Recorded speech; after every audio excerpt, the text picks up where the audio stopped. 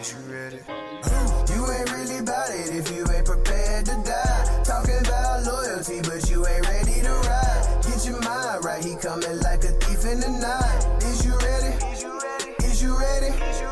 You ain't really about it if you ain't prepared to die. Talking about loyalty, but you ain't ready to ride. Get your mind right, he coming like a thief in the night. Is you ready? Is you ready?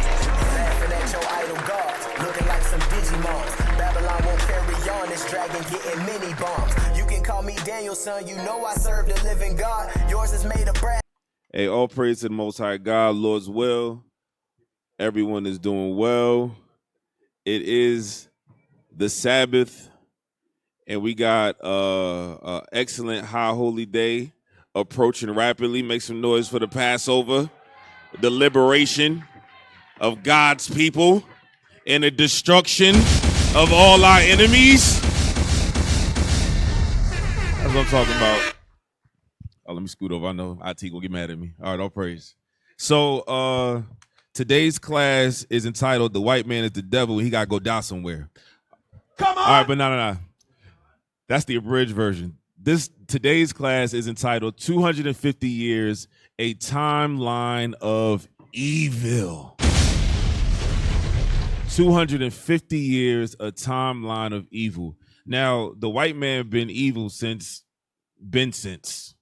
You understand? Since the Most High created him in the womb.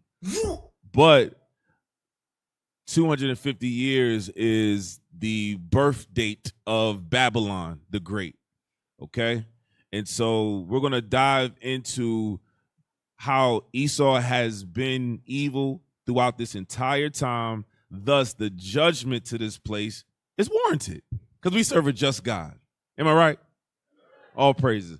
So let's start with Esau himself. Get Habakkuk chapter 2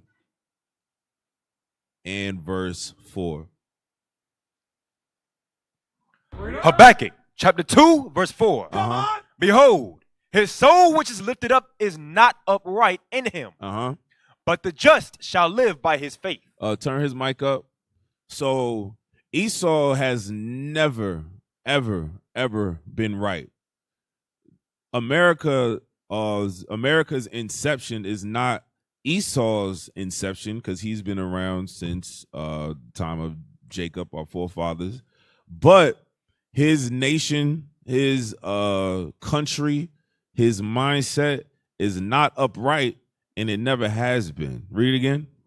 Behold, his soul which is lifted up is not upright in him, but the just shall live by his faith. We are the just. We are the just, and we live by the faith in Jesus the Christ that he will redeem us from the hand of our enemies. Right? Let's get Daniel chapter 2, verse 21. Daniel chapter 2, verse 21. Let's go. And he changeth the times and the seasons. He removeth kings and setteth up kings. He giveth wisdom unto the wise and knowledge to them that know understanding. He revealeth the deep and secret things. He knoweth what is in the darkness, and the light dwelleth with him. So the Lord, in verse 21, it says, he changeth the times and seasons. He removeth kings and setteth up kings. America has this idea that they are their own God. How do we know? Because the God that they choose to portray as God is white. Is an Edomite. Is a Caucasian. Is a European, right?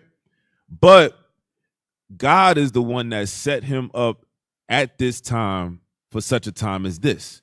Get Daniel chapter 4 and verse 17. Daniel chapter 4, verse 17. Let's go. This matter is by the decree of the watchers, and the demand by the word of the holy ones, to the intent that the living may know that the Most High ruleth in the kingdom of men. The Most High ruleth in the kingdoms of men. He always has, and he always will until there are no more kingdoms of men. Go ahead. and giveth it to whomsoever he will, And he gives that power to whomsoever he will. Go ahead. and setteth up over it the basest of men. Said it the who? The basest of men. I don't know if y'all know, but the white man is the basest of men. You don't get no lower. You don't get no more evil, no more wicked, no more profane. Shoot. You would have thought that the Epstein files would have shook up the earth. People would have went to jail. They eating babies, drinking blood, pedophiles. Nope. It's just business as usual. Damn. Why? Because they are the basest of men. It's shocking and surprising to us, but it's not to them. It's a regular Tuesday. Oh, you ate a baby? Oh shit, I had one last week. Damn. That's normal for them because they have been evil and wicked and their soul is not upright. And we live in their country. And we live under their rulership, under their government. But the Most High God is still in control. Let's get Acts chapter 17 and verse 24. I got a lot to go over because this is the timeline of 250 years and the timeline of our punishment and the timeline of our redemption. Come on. Read that. Acts chapter 17, verse 24. Uh-huh. Go.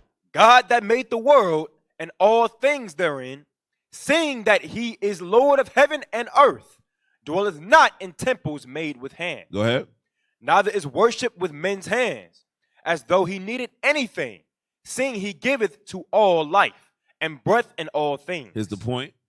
And hath made of one blood all nations of men for to dwell on all the face of the earth. So the God that gave breath to all living things, it says he and hath made of one blood all nations of men for to dwell on all the face of the earth. A Christian will hear that and say, see, we all the same. Incorrect. Get 2nd Ezra chapter 6, verse 54. Let's deal with the one blood real quick. What does that mean? 2nd Ezra chapter 6 and verse 54. Go ahead.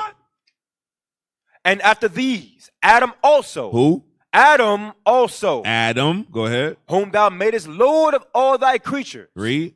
Of him come we all. One blood. Of him come we all. We all come from Adam. Go ahead. And the people also. And who? And the people also whom thou hast chosen. Easy fixed. If your mind was going back to Christianity for a second, easy correction. If your mind was going back to Seventh-day Adventists, that was an easy correction. One blood, yeah, we all came from Adam and the people whom God has chosen. You so-called blacks, Hispanics, Native Americans, children of the slave trade, all throughout the diaspora of the earth. That's right.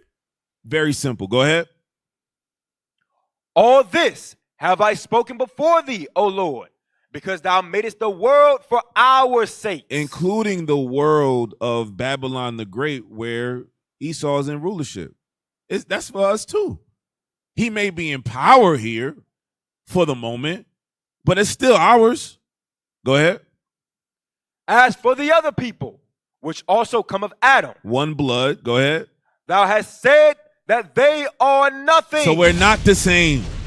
I brought this out to a radio host in Africa. His face almost fell off.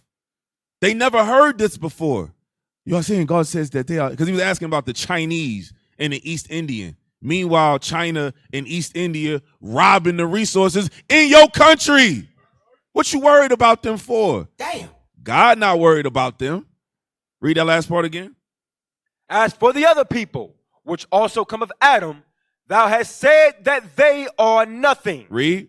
But be like unto spittle. Go ahead. And has likened the abundance of them unto a drop that falleth from a vessel. Including the basis of men, Esau, the white man, the one in charge, temporarily. Go back, Acts 17. Acts chapter 17, verse 26. Uh-huh. And hath made of one blood all nations of men for to dwell on all the face of the earth. That's a very key component because that means that there's a designated landmass for each race of people. Right now in the earth, it is not so. The white man does not belong here. He does not belong in this land. This land was not his, right? The Lord set his bounds in Edom. Get Deuteronomy chapter 32, verse 8.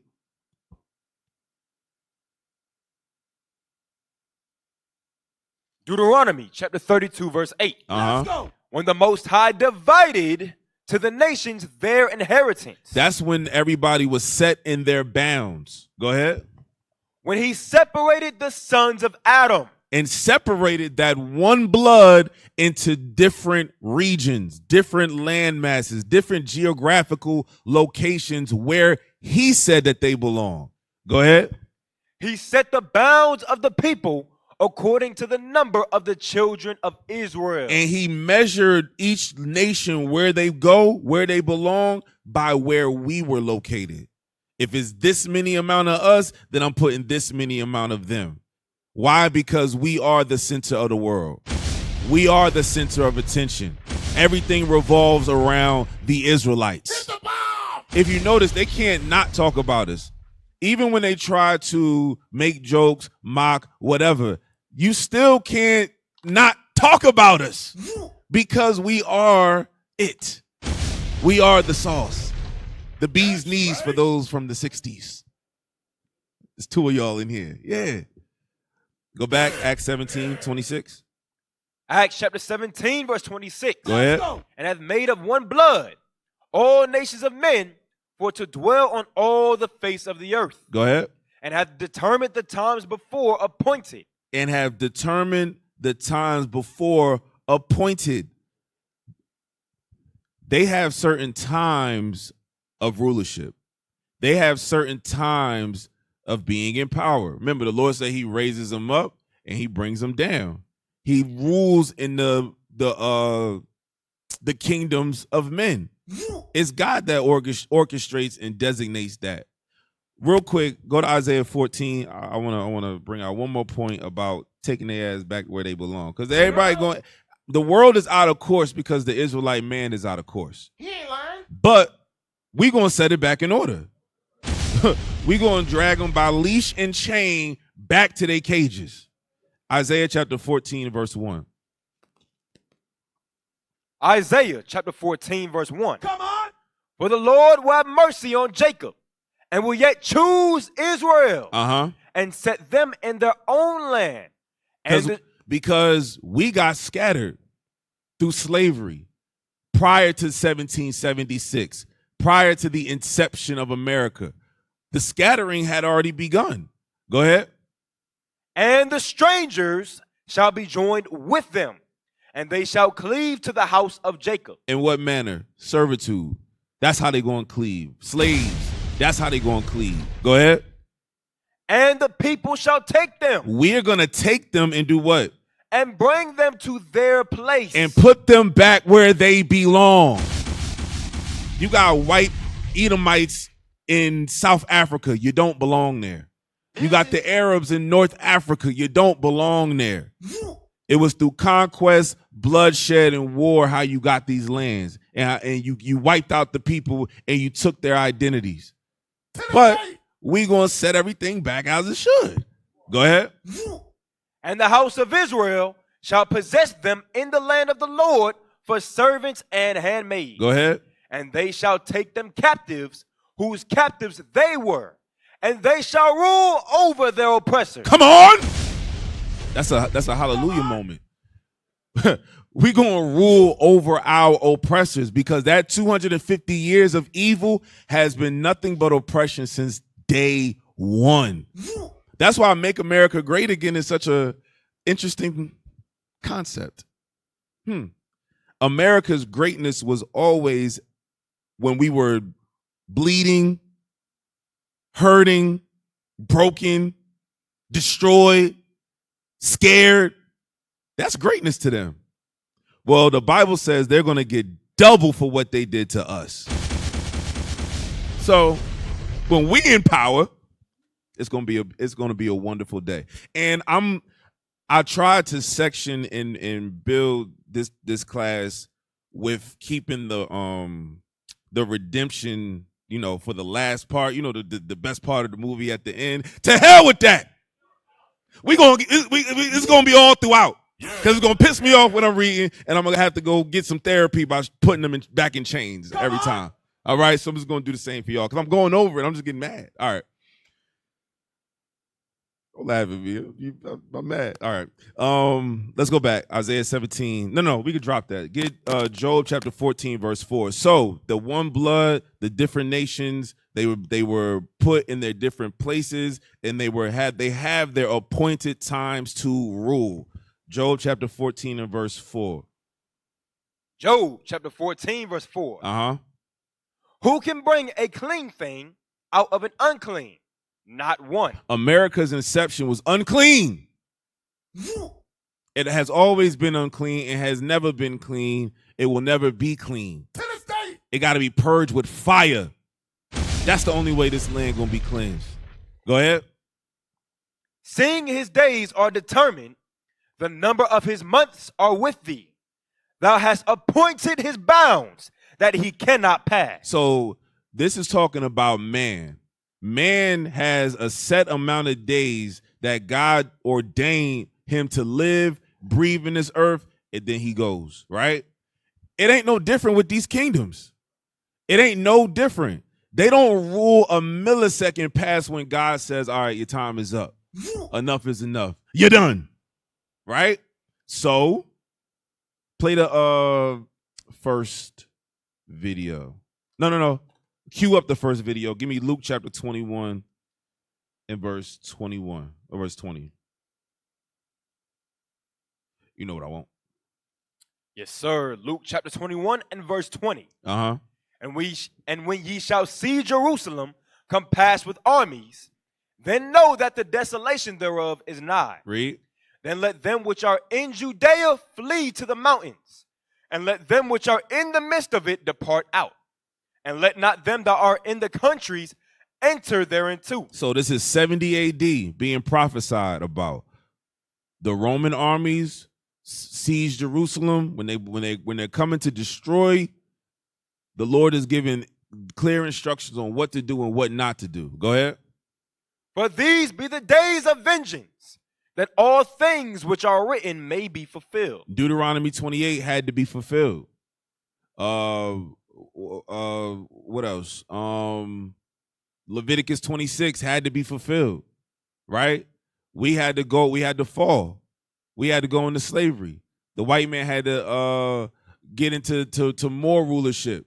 Apart from Rome, now he got to build Babylon the Great. A lot of things written has to be fulfilled. Jump to verse 24. Verse 24. And they shall fall by the edge of the sword. That's us. And shall be led away captive into all nations. That happened to us. Read.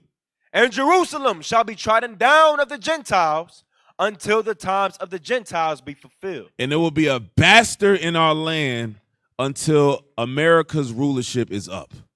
Until Esau's rulership is up. Because I don't want y'all to think it's just a country. No. Esau, Idumea, Amalek. Their rulership is coming to an end.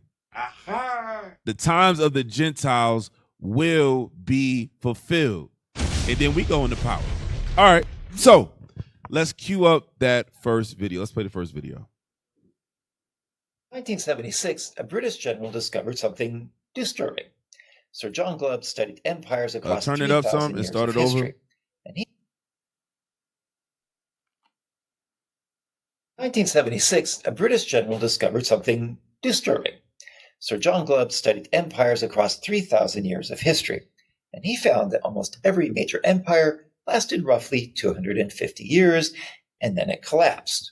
The Syrians, 247 years. The Persians, 208 years. The Greeks, 231 years. The Ottomans, 250 years. The British, 250 years. And America is right within that range today. Glubb found that every empire moved through the same 7 stages in the same order. Empires start with the Age of Pioneers, conquest and expansion. Everyone builds together, and this was America from 1776 to 1815. Then the Age of Conquest, military dominance, territory expansions. This is America in the 1800s to the early 1900s. Then the Age of Commerce, trade and industry boom, and this was America from 1890s to about 1945. Then the empire peaks, called the Age of Affluence, wealth, prosperity, America from 1945 through the 70s, the Golden Age. Then it starts to decline with the Age of Intellect. Universities expand, innovation accelerates, and that's America from the 80s to about 2000s. And then finally, the Age of Decadence, obsession with entertainment, wealth gaps widen, political polarization explodes, and trust collapses. America's national debt is $36 trillion. Trust to government is at 22%. The population is split into 2 hostile camps. The U.S. is at stage 6, deeply in stage 6. The final stage, collapse, is close. Glubb's pattern says stage 6 doesn't last long. Rome took 30 years from stage 6 to collapse. Britain took 40 years. If America entered stage 6 around the year 2000, it's 24 years in. Can America break the pattern that pretty much every other empire has followed? Hell To no. understand this. Hell to the no. America is not breaking the pattern of decline, of collapse. America's going down. Make some noise for Jesus Christ, the Black Messiah.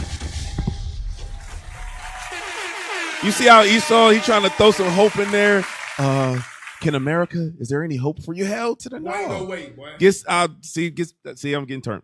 Get 2nd Ezra chapter 6. Come on. Nope. It's not happening.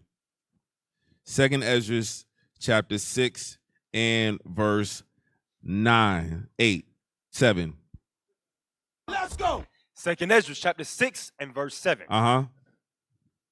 Then answered I and said, what shall be the parting asunder of the times?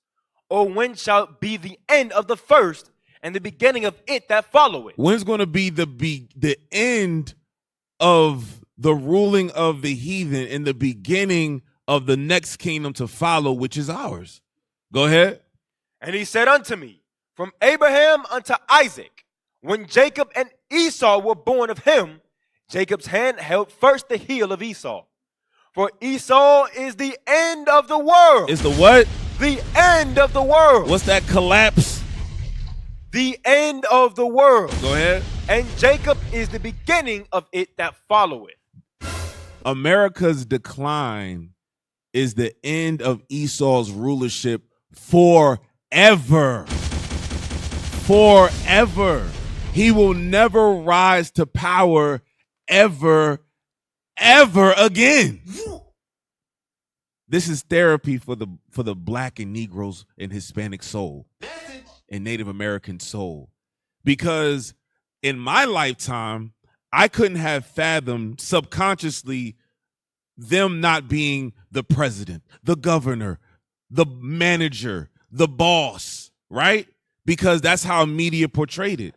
That's how it was always taught to us. We were never taught that he has a biblical end and it's very, very soon. It's right around the corner. Don't lose hope. Don't lose faith. Stop sinning. Why would you die with the oppressor? Endure. Overcome. Read. For Esau is the end of the world, and Jacob is the beginning of it that followeth. Uh-huh. The hand of man is betwixt the heel and the hand. That's the other nations. Other question, Esdras, ask thou not. We ain't gonna ask the angel no more questions. All right. So Europeans first arrived in America in 1492 with Columbus. We're aware of that. Followed by the Spanish, the Portuguese, the French, and later the English colonization in the 1500s through the 1600s. So what we're doing is we're going to go back just a tad bit before 1776 because there were people here. Hello? Do y'all know who those people were? Who are they? Gad, Reuben, Northern Kingdom. America likes to position itself like they just discovered it and nobody was here. Like, wow. Come on now. Look at all this gold and diamonds, move, nigga, and houses. Boy, ain't no way, boy. No, there were bodies, children's, families, people here, right? It says that they established settlements, claimed land, and over time displaced, conquered, and drastically reduced native populations through war, disease, and expansion. Now, get Genesis chapter 27 and verse 38. Is this at all characteristically true of Esau? Let's see. Genesis chapter 27 and verse 38. And Esau said unto his father, hast thou but one blessing, my father? Bless me, even me also, O my father. And Esau lifted up his voice and wept. And Isaac his father answered and said unto him, behold, thy dwelling shall be the fatness of the earth, and of the dew of heaven from above. And by thy sword shalt thou live. That's that conquest. That's what began the pioneer stage of America. What they call pioneer, I call murder. What they call pioneering, I call destruction, and God calls evil. Okay, read. And by thy sword shalt thou live. And so they killed and shed blood to get the land here. Go ahead. And shalt serve thy brother. And it shall come to pass, when thou shalt have the dominion, that thou shalt break his yoke from off thy neck. And in the bottom of verse 39, behold, thy dwelling shall be the fatness of the earth and of the dew of heaven from above. They're going to be everywhere and in the best places. Tennessee. This part of the earth, fertile. Resources beyond resources, oil, gold, food, everything, right? If you notice, if you go outside now, it's kind of different. It's kind of dead. It's kind of, you got to go to a national park to really feel the beauty of America. Why? Because with them comes hell and death, right? Now, there's somebody that's going to say we're lying when we say that the Native Americans were Israelites. Okay. Boy, ain't no way, boy. Let's go to the Bible first, and then let's get some secondary receipts. 2nd Ezra chapter 13 and verse 40. Read it quick. Yes, sir. 2nd Ezra chapter 13 and verse 40. Come on. Those are the 10 tribes which were carried away prisoners out of their own land in the time of Osea the king, whom Shalmaneser, the king of Assyria, led away captive. And he carried them over the waters, and so came they into another land. But they took this counsel among themselves. Once they were liberated by Cyrus, go ahead. That they would leave the multitude of the heathen. Let's get away from this side of the world. Go ahead. And go forth into a further country. And let's travel to a far place. Go ahead. Where never mankind dwelt. Where nobody has been before. That's why Columbus and them called it the New World. But if by the time I get there and his people there, it ain't new no more. It's the gently used world, if you want to call it something. He ain't lying. You know what I'm saying? Go ahead. That they might there keep their statutes, which they never kept in their own land. And they entered into Euphrates by the narrow passages of the river. For the Most High then showed signs for them and held still the flood, till they were passed over. So they traveled through the seas. Go ahead. For through that country there was a great way to go, namely of a year and a half. Go ahead. And the same region is called Arsareth. Arsareth. Who has not heard the word Arsareth before ever in their life? Raise your hand. Okay. All right, we got some hands. All praise. Shalom, Jaja, young Jew. All right. Let's read it for him. Arsareth, from the Jewish Encyclopedia. The name of the land beyond the great river. So Jewish Encyclopedia means I didn't write it. None of y'all wrote it. Okay? This is the Jewish Encyclopedia. Amalek's books. Go ahead. Far away from the habitation of man. in which the 10 tribes of Israel will dwell, observing the laws of Moses until the time of the restoration, according to 2nd Esdras chapter 13, verse 45. That's a fourth Esdras because 2nd Esdras is considered the fourth book of Ezra. Go ahead. Columbus identified America with this land. So Columbus identified America with this land. So if it had a name, why ain't it still called Arsarif? Why is it now? How do you have two names for the same landmass in the same sentence? You don't find that suspicious? I find it suspicious, Doctor. You don't. Columbus identified America. How do you have the gall to identify another person's house as another name? That lets you know that their mind is only war and colonization. Now, let's get the book.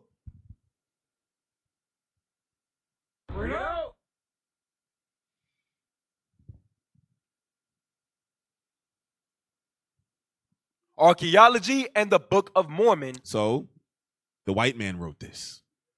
The Book of Mormon, you know the white man wrote this in Utah somewhere. Go ahead. Milton R. Hunter. Uh-huh. Written in 1956. 1956. Okay. Go ahead. Now, were black people and Native American people and Hispanic people held in high regard in 1956? No. Okay. So he ain't got no reason to lie. Okay. Go ahead. As the readers have observed in some of the quotations taken from 16th century Catholic missionaries, the claim was definitely made that the American Indians were descendants of the Jews. Wait a minute.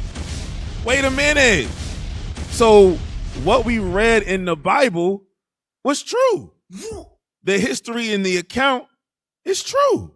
Not just because the white man backed it up, but it's letting you know y'all been lied to. It's almost absurd in the year of our Lord, 2026, that people still reject the blacks, Hispanics, and Native Americans are the children of Israel. It's beyond obvious now. And we got books for years, but what is it going to take? We got the curses, we fit the description. What is it going to take? We got 250 years of straight nonstop evil. What is it going to take? Go to the next page. Oh, no. Matter of fact, can you read on? The Spanish Padres who visited Mexico, Central America, and the Andean region. The Spanish Padres were Spaniard conquistador Edomites. Padres, Catholic priests. Go ahead. And the Andean region of South America. So that's Northern Kingdom. So not just Gad and Reuben, but also the so-called Hispanics. Go ahead.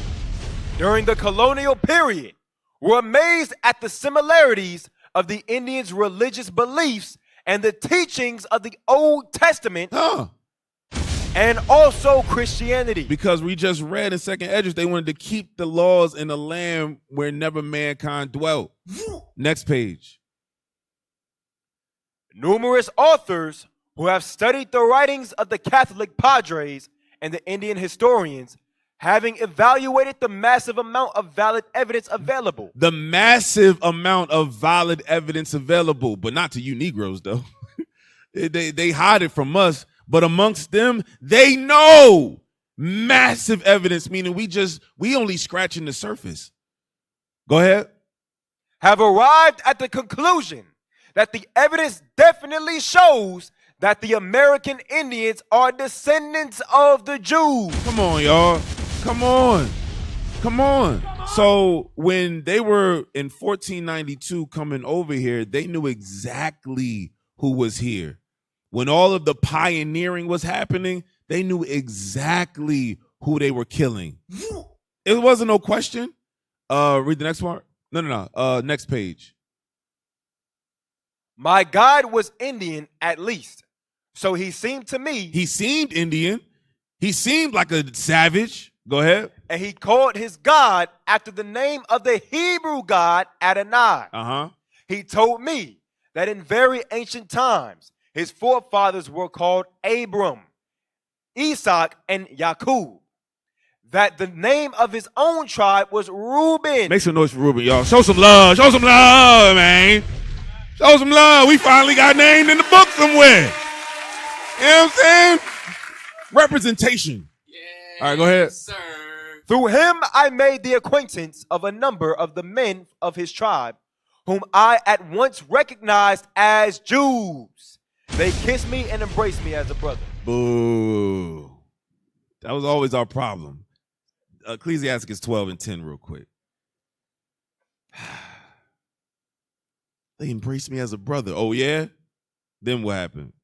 Ecclesiasticus chapter 12, verse 10. Thanksgiving happened. Go ahead. Never trust thine enemy, Uh-huh. for like as iron rusteth, so is his wickedness. Full of wickedness. Whole time from the beginning, from the onset, full of wickedness. Read. Though he humble himself and go crouching, Because the early stages of America, before it was America, they had to be taught how to farm. They had to be taught how to hunt. They had to be taught how to live and dwell in America. And who were they taught by? Northern Kingdom. And so though he went humbling and crouching, oh, can you assist? Go ahead. yet take good heed and beware of him, and thou shalt be unto him as if thou hast wiped a looking glass, and thou shalt know that his rust hath not been altogether wiped away. Go ahead. Set him not by thee, Which they did. Go ahead. lest when he hath overthrown thee, he stand up in thy place. Now he the Jew. You not the Jew no more. You are a Native American. But when it was Arsareth, what was my name? What were we called? What was my language? What did I eat? What was my customs? Wasn't no damn Christmas. Wasn't no stupid Easter. Go ahead. Neither let him sit at thy right hand, lest he seek to take thy seat, and thou at the last remember my words and be pricked therewith. Now you on a trail of tears somewhere crying. Damn. Going to Oklahoma on foot. Looking ridiculous. All right. So the years of 1776 to 1815 is what they call pioneering, the pioneer stage, right? Well, for black people, it was called chattel slavery. On the screen. The era of chattel slavery, 1776 to 1865. Context: at the founding of the U.S. in 1776. So from day one in America, go ahead. Roughly 90% of the 500,000 African Americans were enslaved. So when black people say make America great again, from day one, nigga, you was in chains. From day one. So there was, I don't care if there was a period of reprieve where you got a job and a house and now you got, a driveway and you feel like you can't bring a clean thing out of an unclean thing. You've been a slave and you still a slave. Go ahead. Racism mechanics. Slavery was formalized as property, land, and voting rights were restricted to white individuals, with legal codes enacted to prevent slave revolts and restrict movement, e.g. slave patrols. Key moments: the Supreme Court's Dred Scott versus Stanford 1857 decision declared that people of African descent had no rights as citizens. How many rights? No rights as citizens. You were a pet. Damn. Your dog ain't got no rights in the house. Your dog ain't like Cheryl. Where the food at? No, you were property. And they framed it in legal codes. Give me that Habakkuk. You know what I want? Yes, sir. Framed law by mischief. This is the inception of this land that we in, Babylon the Great. Go ahead. Habakkuk chapter 1 and verse 4. Come on. Therefore the law is slacked, and judgment doth never go forth. For the wicked doth compass about the righteous. We were compassed about by the wicked. The wicked. Malachi chapter 1. Y'all know who the wicked. Who's the wicked? We were compassed about in his land. We were slaves, bound in chains, broken, beaten. Why? Because we broke our God's commandments. Don't ever forget that. Why didn't we revolt? Why didn't we overtake them as a whole? Because God said, nah, all things must be fulfilled. They got to fall away first until the times of the Gentiles be fulfilled. Right? Get the link now.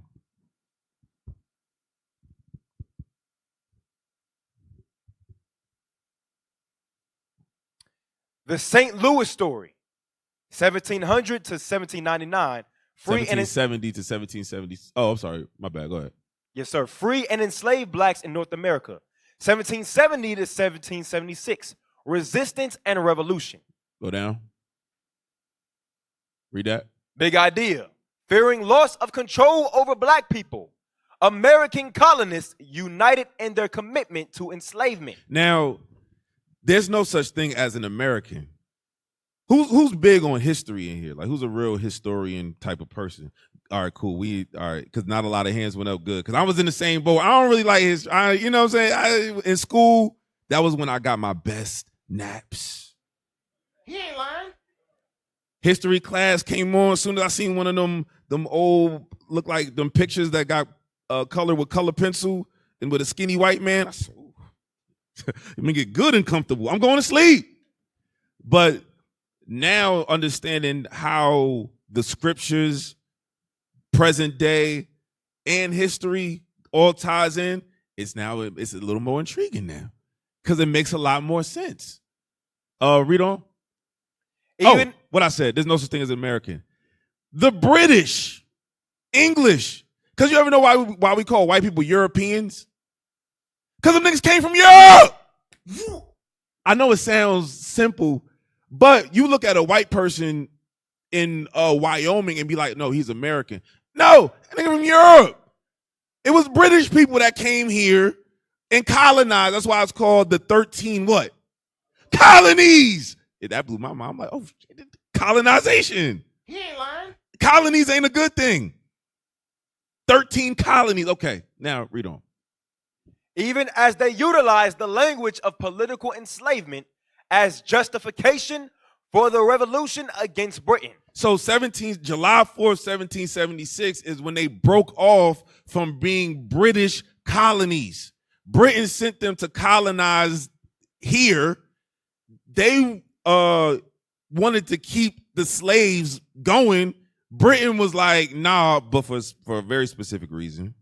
And they was like, oh, since we can't keep our slaves under you, we just gonna break off from ourselves for ourselves. That was the whole point of establishing America, to keep niggas as slaves. Damn. When was America great for us? Never. Go ahead. African people across the colonies fought in a small and big ways for their liberty and human rights. All right, jump down, scroll down. Zoom out some just so I can see the whole page. Yeah, keep going. They should be numbers now. Yeah, keep going. We're gonna read number 3. Read that. Number 3, fighting for the freedom to enslave. You got to hear that. They were fighting for the freedom to enslave. That's that. Can you find real quick a picture of a Negro celebrating July 4th? Wait a minute. Because we tell them every year, but now we sprinkle in a little more seasoning onto the understanding. It wasn't just taxation without representation. We heard about the Boston Tea Party. I'm telling you, I was taking the best nap possible, and they was mentioning some tea parties and whatnot. I'm like, all right, yeah, not for me. I don't even drink tea, right? But now we getting the real. Did you find one? Keep looking. Read that. For white men, racial enslavement became the backdrop against which they defined their own legal and political framework. So the political framework of the country was centered around slavery. When did it change? Somebody, anybody. When did that change? Has it ever changed? So when black people get mad at you that you didn't vote for Kamala in the last election, when the inception of the very country that you're trying to vote to change, their political framework is built on slavery. So what is your vote going to do? I need a Negro in the jumpsuit. You know what I'm talking about. He got the shirt with the flag on it, with the shorts to match. He probably fat by a grill somewhere. Why are you fat? Yeah, why are you fat? That was some of us last year. Most High snatched you out of that thing. Damn. Because now you see the destruction of, you have to be a very destroyed individual to celebrate your own demise. Is that biblical? Deuteronomy 28:48. Deuteronomy chapter 28, verse 48. Uh-huh. Therefore shalt thou serve thine enemies, which the Lord shall send against thee, in hunger, and in thirst, and in nakedness, and in want of all things. And he shall put a yoke of iron upon thy neck, until he have destroyed thee. So we're living in the until he have destroyed thee, the yokes of iron being off the necks. I just want to juxtapose, do some time traveling and go to 1776 when they got their independence, and it's a Negro hanging right there, and then bring a Negro from 2026 and place him there celebrating. And just let them look at each other. Let them have a discussion. What are you celebrating? I'm celebrating July 4th, America's independence. Stop being a damn fool. We not free. We hanging right now. We burning right now. We whipped right now. Damn. Go back. Number 3.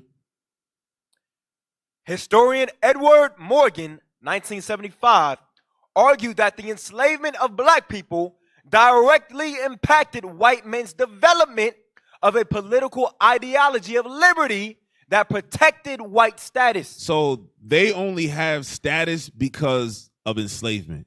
Scroll down some. As the colonists.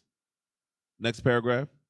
As the colonists engaged in arguments with the British government over taxation and control, the British government retaliated by threatening to free the enslaved people in the colony. Oh, because remember, Britain was still in charge. Britain was still the boss. They said, y'all mad at us for taxing y'all? If you keep running your mouths, I'm going to free all your slaves. That's called leverage. They putting pressure on them. Read on. This threat became a central unifying factor among the colonies. If the colonies was beefing before, that thought right there unify all of them. When they got word back, Britain gonna do what, say now? Free the slaves. Oh, no, we got to break off from them. They tripping. They way across the sea. What they gonna do? They got to get this back in blood. It is what it is. Go ahead. Even as the rhetoric they embraced was that of freedom. The reality of losing the economic benefits created through enslavement proved too high a cost and too valuable an asset to allow Britain to dictate whether the institution of slavery continue in the colony. Read. For the colonists, freedom had a color, and that color was white. Niggas ain't free. Boy, ain't no way. Boy. They said freedom had a color, and that color was white. Aha. White. Now, somebody might think, well, Britain wanting to free the slaves, there must be some good white folks in the UK somewhere, pip, pip. Go to the next screenshot. Not that one. It says, yes, Britain.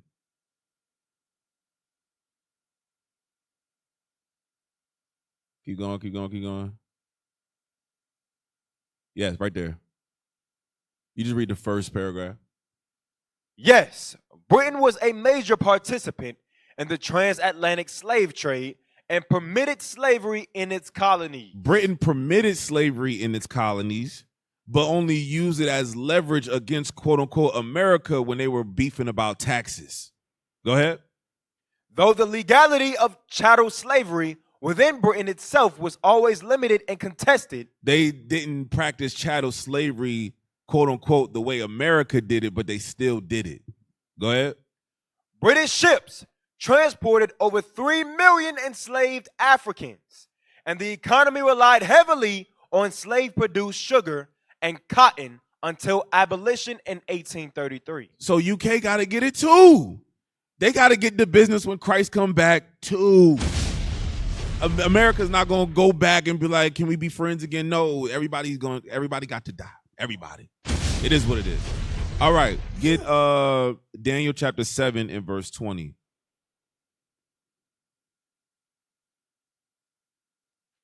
Daniel chapter 7, verse 20. Uh-huh. And of the 10 horns that were in his head, and of the other which came up, and before whom 3 fell, even of that horn that had eyes, and a mouth that spake very great things, whose look was more stout than his fellows. So this is talking about America that came out of Rome. It says, and before whom 3 fell. The 3 that is talking about, jump over to verse, start at verse 7 and read verse 8. Verse 7. After this I saw in the night visions, and behold, a 4th beast, dreadful and terrible, and strong exceedingly, and it had great iron teeth. It devoured and brake in pieces, and stamped the residue with the feet of it. And it was diverse from all the beasts that were before it, and it had 10 horns. Read. I considered the horns, and behold, there came up among them another little horn. So that another little horn is the U.S. The U.S. came out of Rome. Rome conquered everything. And then the U.S. became an extension of Rome. That's why we have Roman holidays. We have Roman days of the week. We have Roman months. America is an extension of Rome. Our capital, the way we do presidents, the way our government is structured. It's all an extension of Rome. Go ahead. Before whom there were 3 of the first horns plucked up by the roots. Those 3 horns is France, Spain, and Britain. France, Spain, and Britain. Plucked up mean they went to war. America went to war with their fellow Edomites. For what? Slavery. Who gonna own the slaves? And in what land? Who gonna take the land and who gonna kill the slaves? Go ahead. And behold, in this horn were eyes like the eyes of man, and a mouth speaking great things. I beheld till the thrones were cast down, and the Ancient of Days did sit. Go back to verse 20 now. So now we know that that's talking about America as an extension of Rome. Verse 20. Verse 20. And of the 10 horns that were in his head, and of the other which came up, and before whom 3 fell. Of the other which came up is America. Go ahead. Even of that horn that had eyes, and a mouth that spake very great things, whose look was more stout than his fellows. Whose look was more stout than his fellows. America had developed weaponry. America developed warfare. America began to become more powerful amongst all the Idumean nations, right? That is off the back and off the labor of blacks, Hispanics, and Native Americans, right? Get Deuteronomy 28, 49 through 52. Deuteronomy 28, verse 49.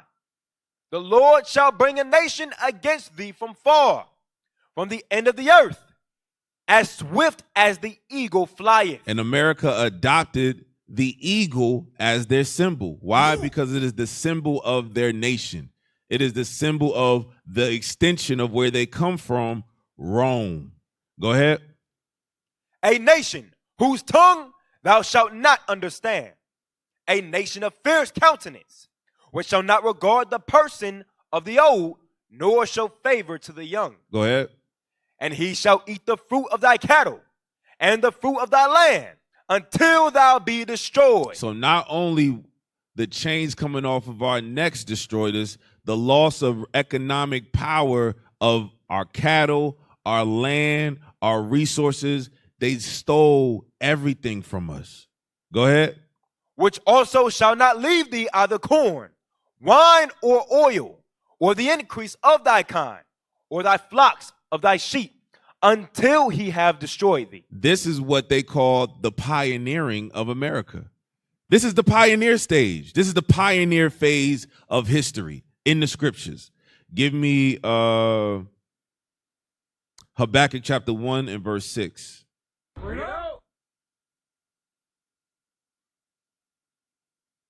Habakkuk chapter 1 verse 6. Come on. For lo, I raise up the Chaldeans, that bitter and hasty nation, which shall march through the breadth of the land, to possess the dwelling places that are not theirs. That are not who? That are not there. Because Arsareth belonged to the so-called Native Americans in Northern Kingdom. Put that map up. So now we're moving into the conquest stage of history, the 1800s to the 1900s. The conquest now. Read those. Territorial acquisitions. Territorial acquisitions. They make it sound like a business deal. Read verse 7 in Habakkuk. Habakkuk 1 and 7. They are terrible and dreadful. They are terrible and dreadful in their conquest. No, put the map back up. They are terrible and dreadful in what they do and how they acquired these lands. Go ahead. Their judgment and their dignity shall proceed of themselves.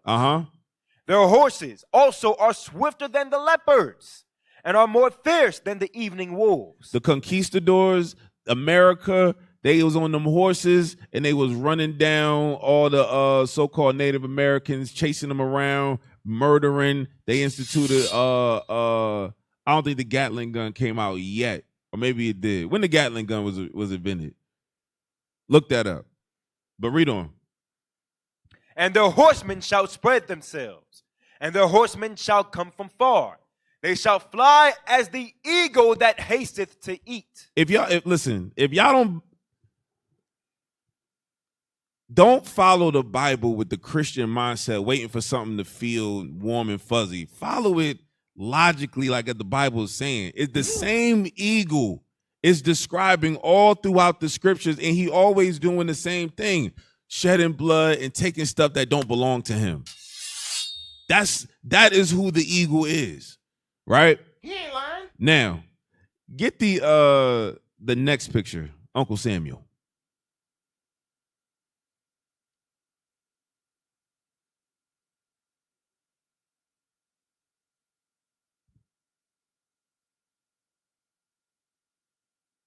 Should be a white man taking a nap.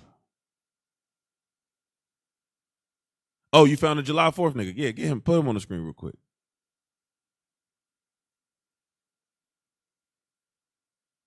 Now, after all the history that we reading, some of y'all, when y'all go out and teach on the street, you're going to have a Negro dressed just like this. Boy, ain't no way, boy. Telling you, well, that was just the past, brother. You got to let it go. Stop being a victim. Well, when exactly did the political framework, the systemic framework in the mind of the white man change as to where now he love your black ass? Somebody give me the date and time. You know how we be like book, chapter, verse? Give me the date, time, and millisecond where that happened. Where America loved me enough for me to put the flag on that's drenched in the blood of my brother and my sister, my father and my mother, right? Go ahead, put that image up.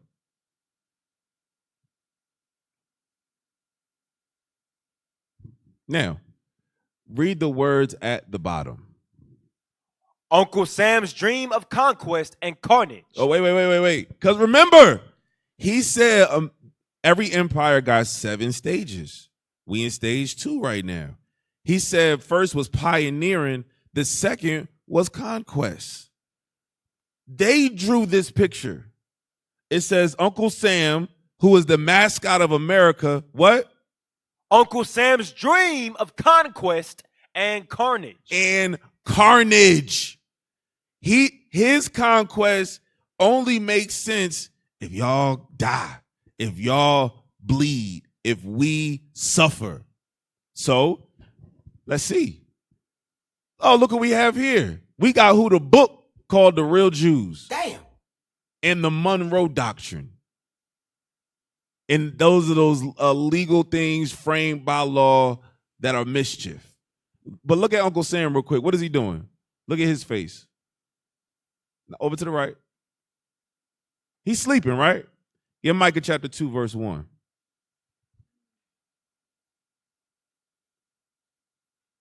Micah chapter 2 and verse 1. Read. Woe to them that devise iniquity and work evil upon their beds. Upon where? Their beds. Upon their beds while they are asleep. They are working evil. Evil. Evil. Go ahead. When the morning is light, they practice it because it is in the power of their hand. And when they wake up, now zoom out. And what do we see right next to Uncle Sam? What animal? The eagle. Edom's mascot, Edom's animal, the eagle. Y'all all right? Now we can see all of the evil that he want to do because it's in the power to do so. Covet lands. Read on verse 2. Oh, no, go back to that. Go back. Read verse 2. And they covet fields and take them by violence. He drew this. The AI department did not make this. Go back. The AI department did not make this. This is how they view themselves. Now we just put in the lens of the scripture upon it. Read on. And houses and take them away. So they oppress a man and his house, even a man and his heritage. Why his heritage? Because the Jews, the Israelites lived on those islands, lived in that land, lived in the U.S., and he oppressed his heritage by becoming him, by violence. Let's zoom out. Let's see what else they got going on. While they doing that, get Psalms 36 and 4.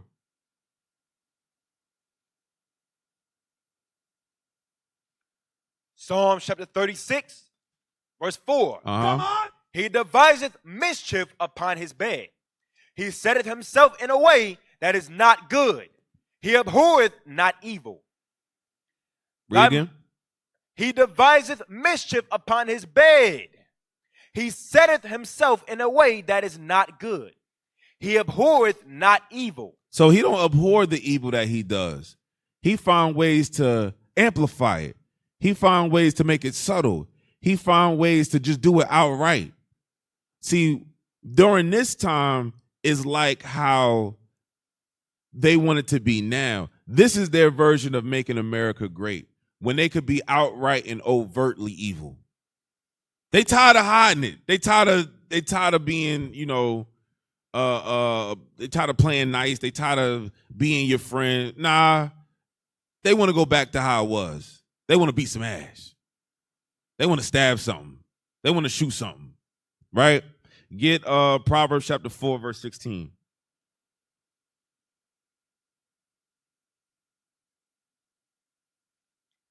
Proverbs chapter 4, verse 16. And you can scroll around the image while we going through these. Go ahead. For they sleep not, except they have done mischief. Mm-hmm. And their sleep is taken away, unless they cause some to fall. The sleep that they do get is short, because they like, I can't fully rest until I've oppressed somebody, until I've made somebody suffer, until I've aimed a cannon at somebody and fired. Right? Get Deuteronomy chapter 19 and verse 14.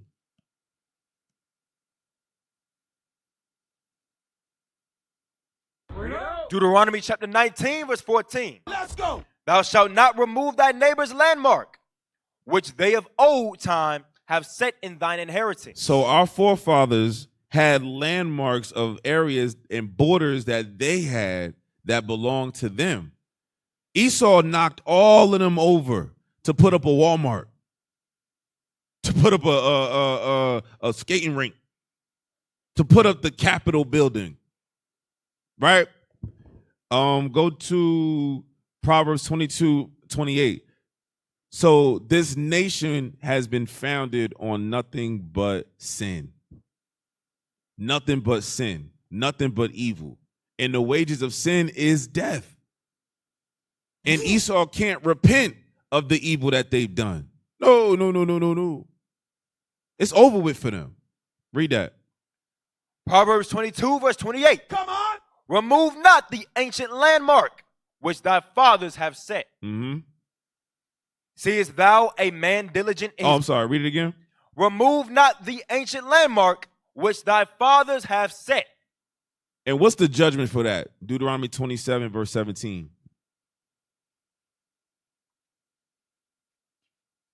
Deuteronomy chapter 27, verse 17. Come on.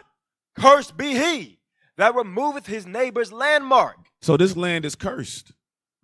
The people are cursed that have removed their neighbor's landmarks. Go back to that map with the conquest. This is removing their neighbor's landmark right here because it did not belong to them to purchase. This is ain't it illegal to purchase stolen goods? What's that called? Oh, now everybody on the right side of the law. You see how they be doing? They be knowing. Huh? Receipt of stolen property? Theft by, it's like theft by something, right? Theft by receiving? Yeah, America is guilty of that. Esau is guilty of theft by receiving, right? So this is the conquest stage of America. Now we got the commerce, the 1890s to 1945, which was Jim Crow. I was old enough to begin to understand what Jim Crow was about. Suffering, terror. Get Job chapter 20 and verse 4. Read the Jim Crow era. Put that on the screen. I know I just told you to do two things at once. You can pick one. The Jim Crow era, 1877 to 1954. Context. After the withdrawal of federal troops, 1877, Southern states officially legalized segregation. Racism mechanics, separate but equal laws legalized by Plessy versus Ferguson in 1896, created apartheid-like conditions in schools, transportation, and public facilities. Key aspects. Key aspects. Widespread lynching and the introduction of voting restrictions like poll taxes and literacy tests designed to disenfranchise black citizens. So we've gone through a few decades now of American history, and we've been at the bottom of each rung. We've been at the bottom of each part of each situation, right? Job chapter 20 and verse 4. Because this is the commerce now, because while this era is happening, America is becoming more and more and more wealthy, more and more rich. Read that. Job chapter 20, verse 4. Uh-huh. Come on. Knowest thou not this of old, since man was placed upon earth, that the triumphing of the wicked is short? Is how long? Is short. Because even though those empires, they may have lasted longer than 250 years, they were just defining different elements and different portions of them that lasted. America is not going to be 5,000 years old or 2,000 years old like the China. No, absolutely not. The triumphing of the wicked is going to be a very short-lived one. Go ahead. And the joy of the hypocrite, but for a moment. Read. Though his excellency mount up to the heavens, and his head reach unto the clouds. And we're going to talk about his head reaching up into the clouds, space travel, air flight. Go ahead. Yet he shall perish forever like his own dung. He's the white man. America is just, I hate to be TMI, but the Bible says what it says. He shall perish forever like his own dung. He like one of them floaters that be in the, you know what I'm saying? Dang. Y'all know what I'm talking about. Y'all know what I'm talking about. That's him. And he gonna perish as soon as Christ hit the he's gone forever. Forever, ever. He not coming back. That's what the Bible says. I know it's a lie, but that's how God describes it. Go ahead. They which have seen him shall say, Where is he? I can't wait for that day. I remember there was a red, sunburnt, thin-lipped, greasy-headed, animal running around somewhere wearing a red hat or something of that nature. I don't know. Do y'all remember what I'm talking about? Nobody knows? Pass the wine. Heavenly unleavened bread for everybody. We can't remember him. Go ahead. He shall fly away as a dream and shall not be found. Yea, he shall be chased away as a vision of the night. The 250 years of evil, and it may go past a couple years. I'm not saying exactly at 250, but however long, it's going to be like a nightmare. I know we done lived in a nightmare one night where it felt like we was in that thing for about 10 years. And when you woke up, you said, hallelujah. You was happy as hell to go to work that day. Because that dream you had, oh, man. I know I'm not the only one. Y'all I know. Man, I get chills thinking about it. Your heart be beating hard as hell. Okay, read on. Yea, he shall be chased away as a vision of the night. The eye also which saw him shall see him no more. Neither shall his place any more behold him. His place where he is, America, it's not going to behold him anymore. Why? Because America's going to be destroyed. His place is not going to exist anymore. Go ahead. His children shall seek to please the poor, and his hand shall restore their goods. So it's judgment for their kids too. Because they benefited from the 250 years of evil. Read. His bones are full of the sin of his youth. Of his youth of 250 years. Hold on. I got Isaiah 47. Yes, sir. His bones are full of the sin of his youth. Isaiah 47 and verse 12. Isaiah chapter 47 verse 12. Let's go. Stand now with thine enchantments and with the multitude of thy sorceries, wherein thou hast labored from thy youth. From when? Thy youth. Read verse 9. Verse 9. But these two things shall come to thee in a moment in one day: the loss of children, They citizens. and widowhood. And their allies is going to leave them alone. We see it now. NATO is beginning to outwardly, very publicly hate the whore. Can we find one of them articles or a video or something? I never thought in my lifetime that I would see the governments at odds like this, at war like this. The white man versus the white man? What? Hallelujah. Read. They shall come upon thee in their perfection for the multitude of thy sorceries. Thy sorceries, the witchcraft that America is built on too. And can you also find me that the Masonic symbols with the capital? Yeah, all of that. Go ahead.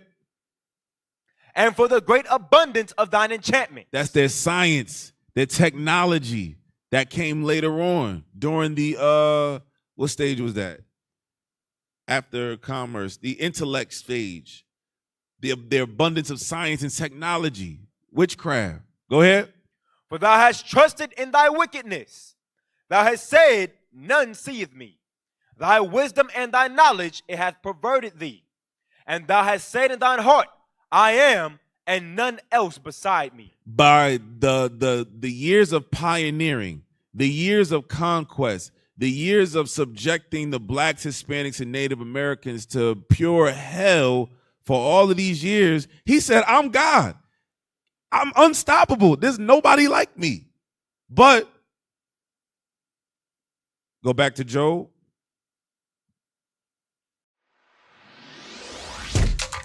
Shalom, Israel. This is Bishop Nathaniel. I want you to know that you can view all our Sabbath classes live on IUIC TV. That's right, I said on IUIC TV. Download the app today. Shalom. Yes, sir. Job chapter 20 and verse 9. The eye also which saw him shall see him no more, neither shall his place any more behold him. His children shall seek to please the poor, and his hand shall restore their goods. He's going to restore all of what he stole from us by force. We're going to make him cough it up. Go ahead. His bones are full of the sin of his youth. So that witchcraft, put that on the screen. This is not this one. The other one with the Masonic symbols. They have been into the occult. They have been into Satanism, Ouija boards, doing seances in the White House, Abraham Lincoln trying to conjure up his dead son. All of this stuff is out there. He ain't lying. They've been doing this from the beginning. All of the blood sacrifices, the rituals that they would do, the cross burnings, the KKK hoods. All of this is demonic, and it's been within them from the bones of their youth. They got the Skull and Bones Society, the Illuminati, Bohemian Grove. Why everything so goddamn going spooky with the white man? Why everything got to be spooky? The whole thing? Wait a minute. Like, y'all never just be chilling? Like, everything got to be some type of voodoo, evil, hex, demonic, one eye, Illuminati. Damn. It's easier to be righteous. Just keep the commandments. But they soul which is lifted up is not upright in them. Look at it. Who saw this and was like, this is comforting to me? One eye on the top of a pyramid that ain't complete. Bruh. What are we doing here? But this is because they are of their father, the devil. 1 John. Look, somebody took the time to draw this, and then they built this. What scripture? Because in God we trust, right? God bless America. What God are y'all talking about? That said, put a pentagram in the street and then put the compass down the street, and let's put the nation's capital right here. Revelation chapter 13. Let's see who their God is.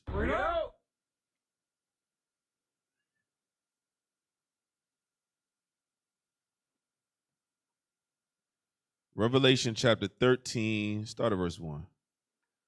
Revelation chapter 13, verse 1. Let's go. And I stood upon the sand of the sea, and saw a beast rise up out of the sea, having 7 heads and 10 horns, and upon his horns 10 crowns, and upon his heads the name of blasphemy. So put up the, there you go. All right. So we got the 7 heads: Greece, Rome, Spain, France, Germany, Russia, Great Britain, and the 8th head, America. Remember, it said in Daniel that he plucked up 3 of them: Spain, France, and Britain, right? It became more stout than his fellows, became more powerful than the other heads. And then another horn came out, right? That was America. Read verse 2 now. And the beast which I saw was like unto a leopard. Like unto a leopard, because he had the characteristics of the Greek captivity, right? We got the Olympics in a couple, what is it, next year or something like that? This year? Who going to the Olympics? The 28th, huh? 2028? Okay. So y'all got the date, huh, y'all? Wait a minute. Go ahead. And the beast which I saw was like unto a leopard, and his feet were as the feet of a bear. So that's the characteristics of Persia and Media. Go ahead. And his mouth as the mouth of a lion. And he spoke like Babylon, very prideful. Go ahead. And the dragon gave him his power. And Satan gave him his power, more stout than his fellows, more abundant in his witchcrafts and in his science and his technology and in his weapons. And in what? And the dragon gave him his power and his seat and and great authority. That's why everything they do got to be laced with some type of demonic activity, because it was Satan that gave them their power. Satan gave them their great authority. Satan gave them their intellect. Oh, their affluence, which is the next one. Let's play the video because we're in a state of commerce right now between the 1890s and 1945. Play that video. Number 4.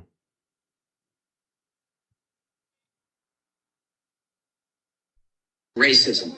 In 1896, Stop. he published a book called So do the time of the commerce when America was getting rich from their free labor, which we ain't finishing, Joe, but through their gaining of power by Satan in 1896. Go back. Racism. In 1896, he published a book called Race, Tendencies, and Traits of the American Negro, in which he lays out all the numbers, and then he concludes that if we simply avoided allowing black people to have any access to health care, that within 2 or 3 generations, the whole race would die out, and that would solve the race problem in America. Stop. Don't give black people any health care so that maybe in 2 or 3 generations, they will die out. Damn. So from day one, 1776 to 1896, niggas still ain't got no type of breath, no type of ease, no type of, does the Bible say that? Let's find out. Deuteronomy chapter 28 and verse 65. And then we're going to go to Psalms 124. Later on in the video, he explains the reason why America does not have universal health care like other countries is so black people don't get it. They hate us so much, they'll let their grandparent die of a curable disease. Damn. But they just can't afford it just so them niggas across the street don't happen to get sick and get better by chance one day, maybe. That's the level of hatred. I'm not hating to my full capacity.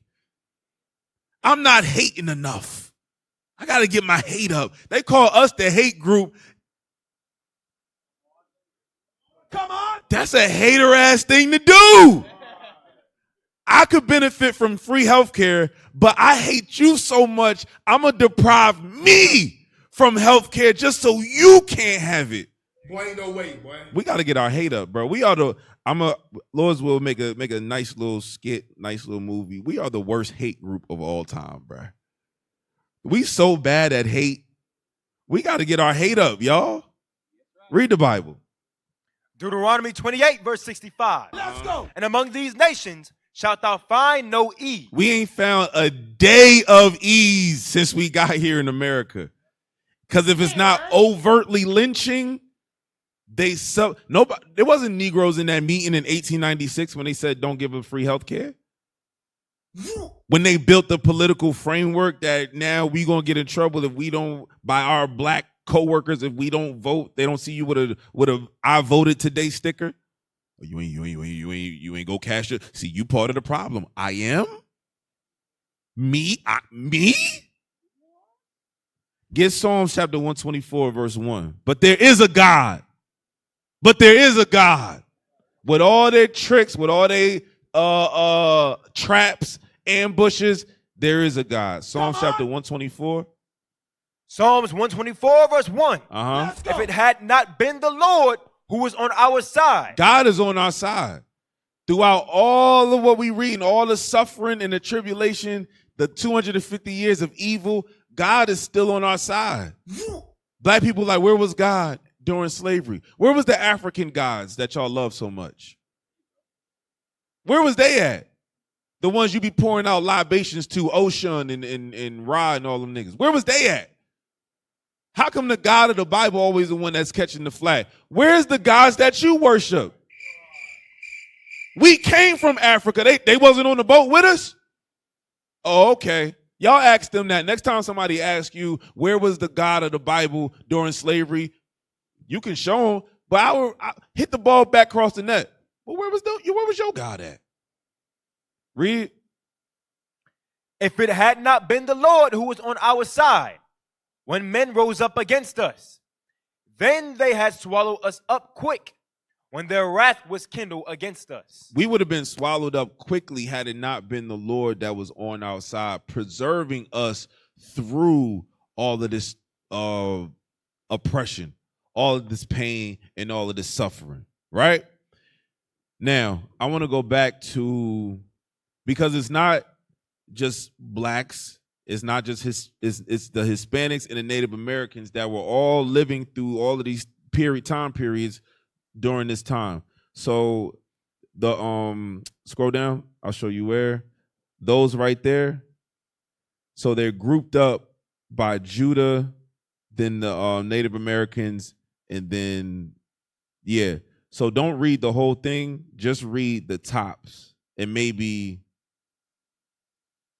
the context. Yes, sir. Start from there. Time frame 1. Founding. No, read the top. Wait, where you go? Yeah, read that. Racism against Native Americans since 1776 has been characterized by shifting, yet consistent, federal policies aimed at land acquisition, cultural destruction, and forced assimilation. AKA this is hell. Go ahead. This systemic racism, often termed genocide or settler colonialism, moved from active removal and massacres to legal, educational, and cultural erasure. So just read the time frame sentences. Time frame 1. Founding an early republic, 1776 to 1830s. Savages to removal. So we were classified as savages. We were no longer the children of Israel. We became savages to them, even though we had cultures and customs of the Old Testament. So which one was it? Were we savages or were we abiding by the laws of God? Savages to removal, time frame 2. Time frame 2. Westward expansion and allotment. Go ahead. 1840s to 1880s. Vanishing and dispossession. The lost sheep of the house of Israel. Now nobody knows who is or what is when they got massive evidence in the book. That's how you know Esau is a liar. Next one. Time frame 3. Forced assimilation and boarding schools. 1890s to 1930s. Kill the Indian, save the man. We've heard that before. Time frame 4. Time frame 4. Determination and urbanization. 1940s to 1960s. Ending tribal sovereignty. So this is during the time frame where we at now, the affluence portion of it. Urbanization. Now they are finding ways to $5 Indian they way into the oils that be on them lands. That was the name of that movie, Killers of the Flower Moon. That's how America gained affluence, power. They've been evil since day one. Next one. Time frame 5. Self-determination and ongoing discrimination. 1970s to present. So that was Gad and Reuben. Go to the next one. Key themes of No, the next screenshot. No, not that one. The one with talked about Hispanics. While he's looking for that, get Jeremiah chapter 50 and verse 33.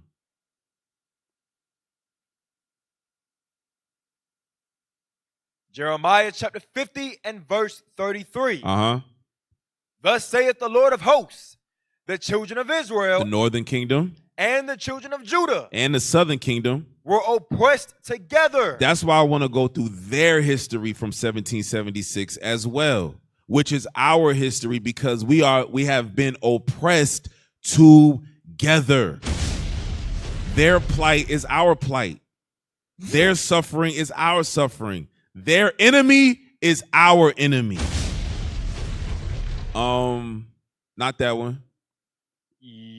Great Depression and mass repatriation. So this is dealing with Northern Kingdom. Repatriation. If you want to be an American, this is how you be an American. Go ahead. Mexican repatriation. During the economic collapse of the 1930s, federal, state, and local governments targeted Mexicans for removal. Forced deportation. Wait, so that sounds like ICE today. That sounds like what's going on today. Forced deportation.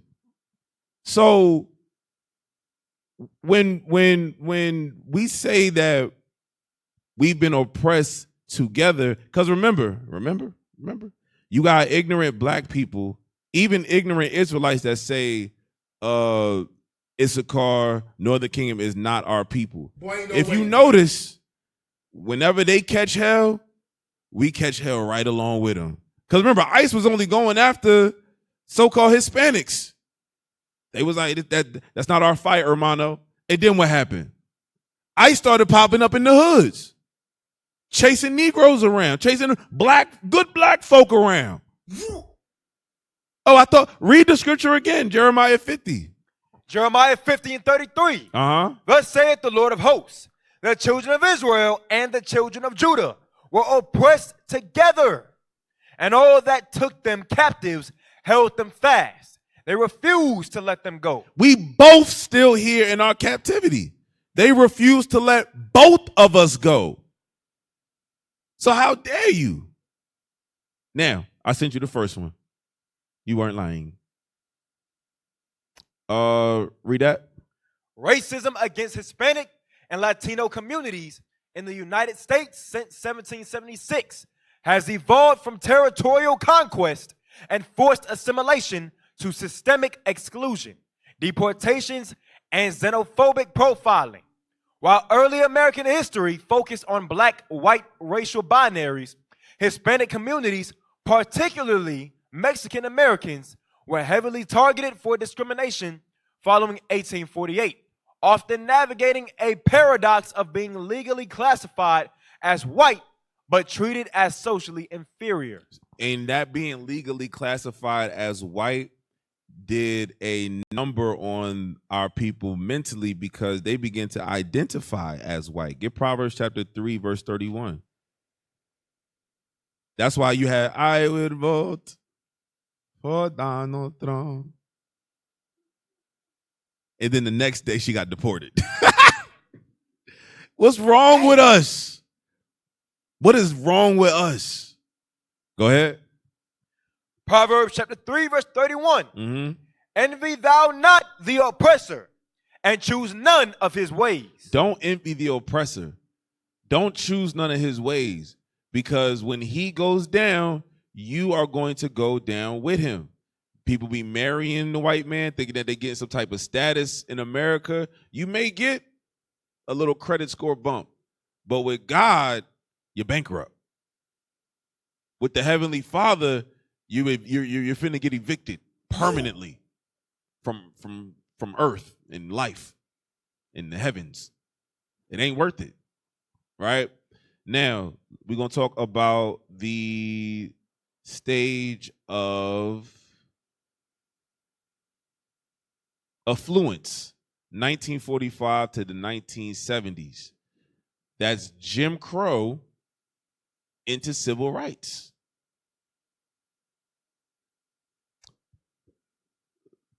Yeah, put that up, affluence. Zoom in on it. So this is a timeline of everything that was happening during that stage in time. And I want y'all to tell me if I'm missing something to where the greatness of America has, been to the forefront for the Israelite person. Go ahead. 1945 to 1970s, affluence. Who benefits versus who is afflicted. Main event, affluence era. Affliction on blacks, Hispanics, natives. Post-World War II economic boom. And here's the thing about the wars. Black people fought almost in every single war America has had. And they are never held to the same regard and the same esteem as the white man as a veteran. Nah.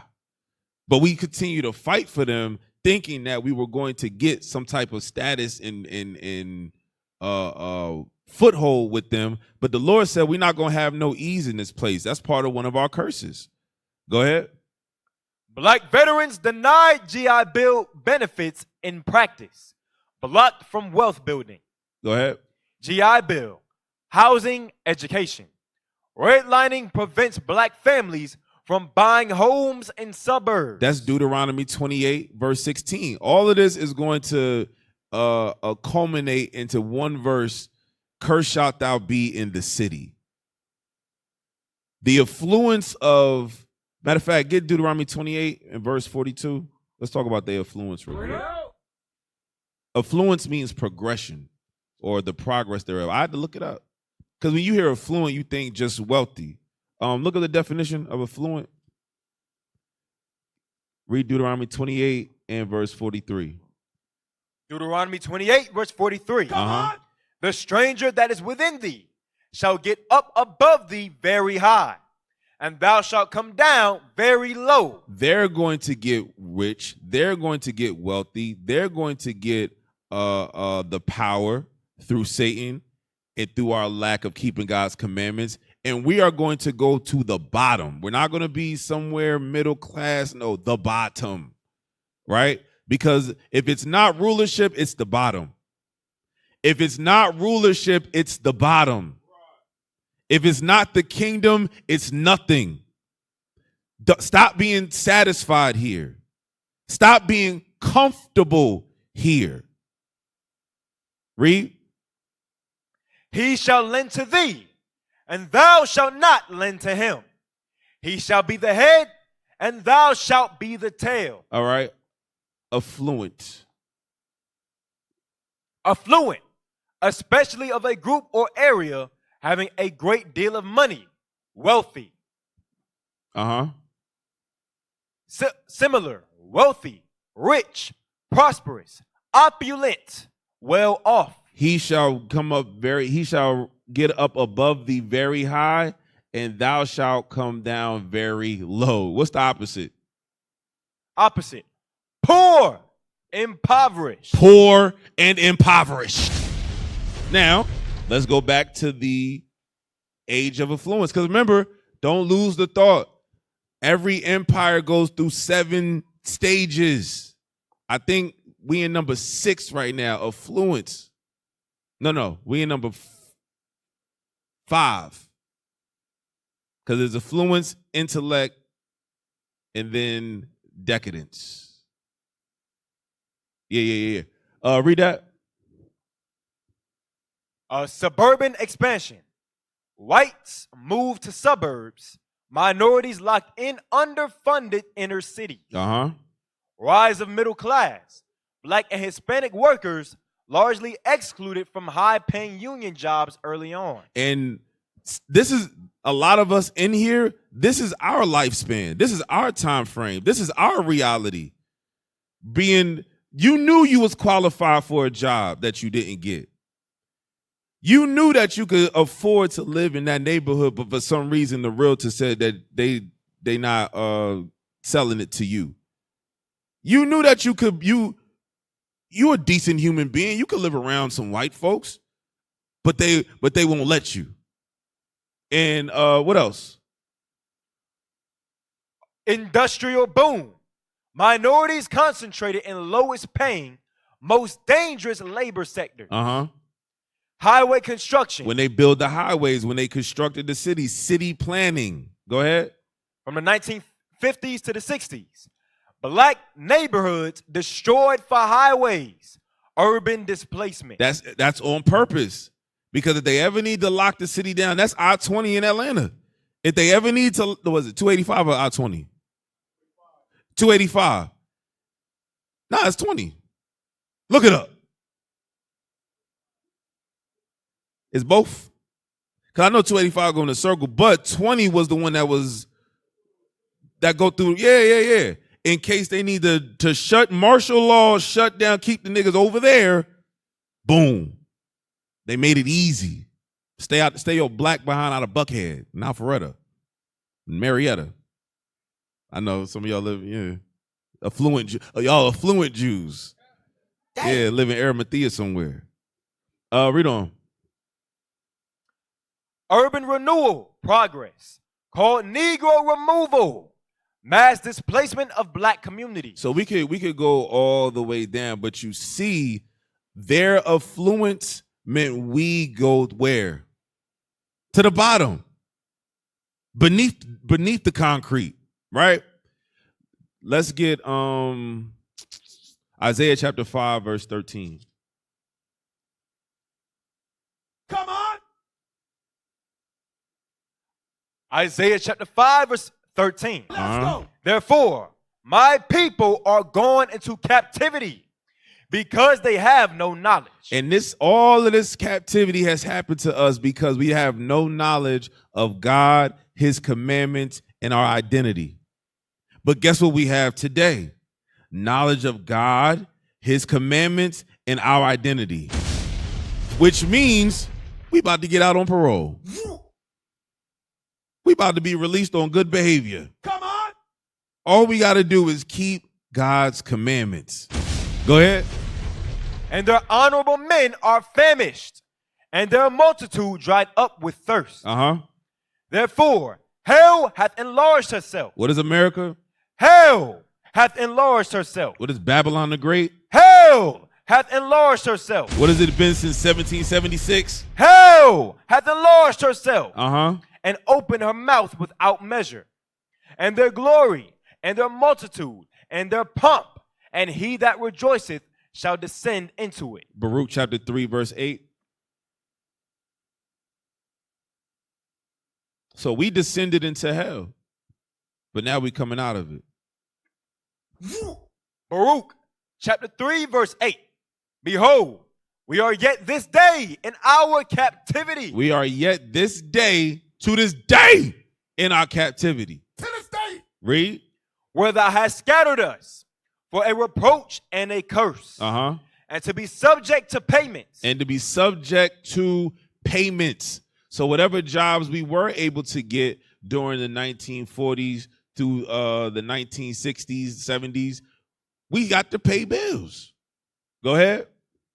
According to all the iniquities of our fathers, which departed from the Lord our God. Read. Hear, Israel, the commandments of life. Give ear to understand wisdom.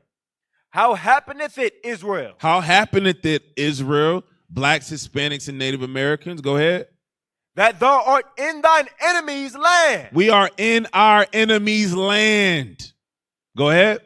That thou art waxen old in a strange country. And we wax old in a strange country. We've become full-blooded African Americans, full-blooded Hispanics, Latinx. The hell is a Latinx? What's wrong with y'all? We become full-blooded Americans. There's no such thing as an American. We've waxed old. Now we've lost the fight. Now we've lost the vision. Now we've lost the nationhood. And this is us now. Effeminate as hell, bootlicking the white man. Trump wouldn't spit on him if he was on fire. Damn. Trump, matter of fact, depending on how old he is, finna send his ass to Iran. Damn. Yeah. They finna bring the draft back in December. He ain't lying. They should send all the blacks for Trump first. Go ahead, put your boots on. Fight. I'm already taken. I'm in the reserves of the army of the Lord. I'm already on duty. Huh? Come on. Well, I'm already deployed, Come on. if you would. We getting deployed all over the earth in the next couple of days. We already on a mission, Mr. President. Sorry, not sorry. We no longer wax old in our enemy's land. We are the lion's whelp, right? Now, we're going to speed along.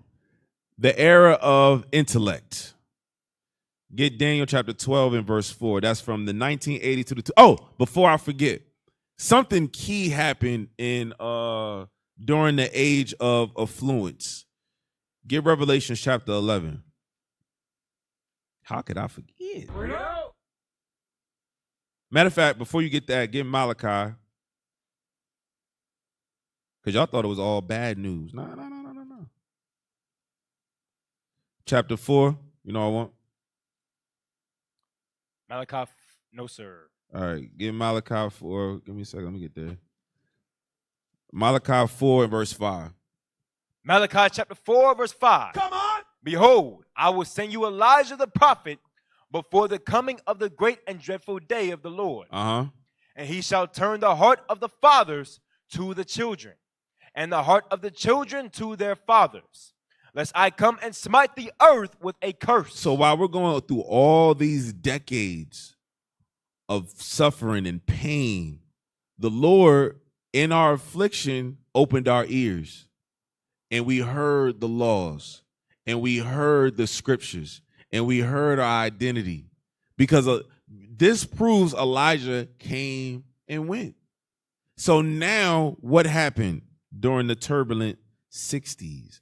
Revelation chapter 11 and verse 11. Start at verse 8. Revelation chapter 11, verse 8. Uh-huh. And their dead bodies shall lie in the street of the great city. The great city, America, 250 years old this year. The great city that now rules over all the kingdoms of the earth, that got the power and dominion and is more stout than his fellows. Go ahead. Which spiritually is called Sodom and Egypt. Which is spiritually called Sodom, the homo capital of earth, and Egypt, where we was enslaved at. Go ahead. Where also our Lord was crucified. And where they promoted the most the blasphemous image of Caesar Borgia portrayed as our Lord and Savior, the black Messiah, Jesus the Christ. Go ahead. And they of the people and kindreds and tongues and nations shall see their dead bodies 3 days and a half. 350 years. And shall not suffer their dead bodies to be put in graves. Because we weren't physically dead from the time Columbus got here, from the time the Declaration of Independence was written, when the Constitution was written. Nah, we were still here as a people, even though they tried everything in their power to wipe us out. We just lost the knowledge. We just lost the understanding. Read. And they that dwell upon the earth shall rejoice over them. Which they have done. They rejoiced over us. Look, we got the children of it, God's people working for us for free. Damn. Go ahead. And make merry, and shall send gifts one to another. We were the gifts. For a good portion of the 250 years, we was the gifts. Go ahead. Because these two prophets tormented them that dwelt on the earth. Both kingdoms. Go ahead. And after 3 days and a half. After 350 years, somewhere in the 1960s, somewhere, when America was most affluent and we were at the bottom, systemically, lynchings, redlining, coming out of Jim Crow, right? The KKK, Nazis. Go ahead. And after 3 days and a half, the spirit of life from God entered into them. I mean skinheads, not Nazis. Because in the UK, they got them skinhead niggas. But they affiliate with the Nazis. But don't get it confused. Amalek put them niggas in the ovens and, put it on high. Go ahead. And they stood upon their feet, and great fear fell upon them which saw them. Why? Why great fear? Why great fear? What do they have to be afraid of? Jump over one chapter, Revelation chapter 12 and verse 12. Revelation chapter 12, verse 12. Uh-huh. Therefore rejoice, ye heavens. Remember, we in hell, we at the bottom. They're in their what? Their heaven. For 250 years. Heaven. My policies, my way of life, my white Jesus, that's heaven. Rejoice. Go ahead.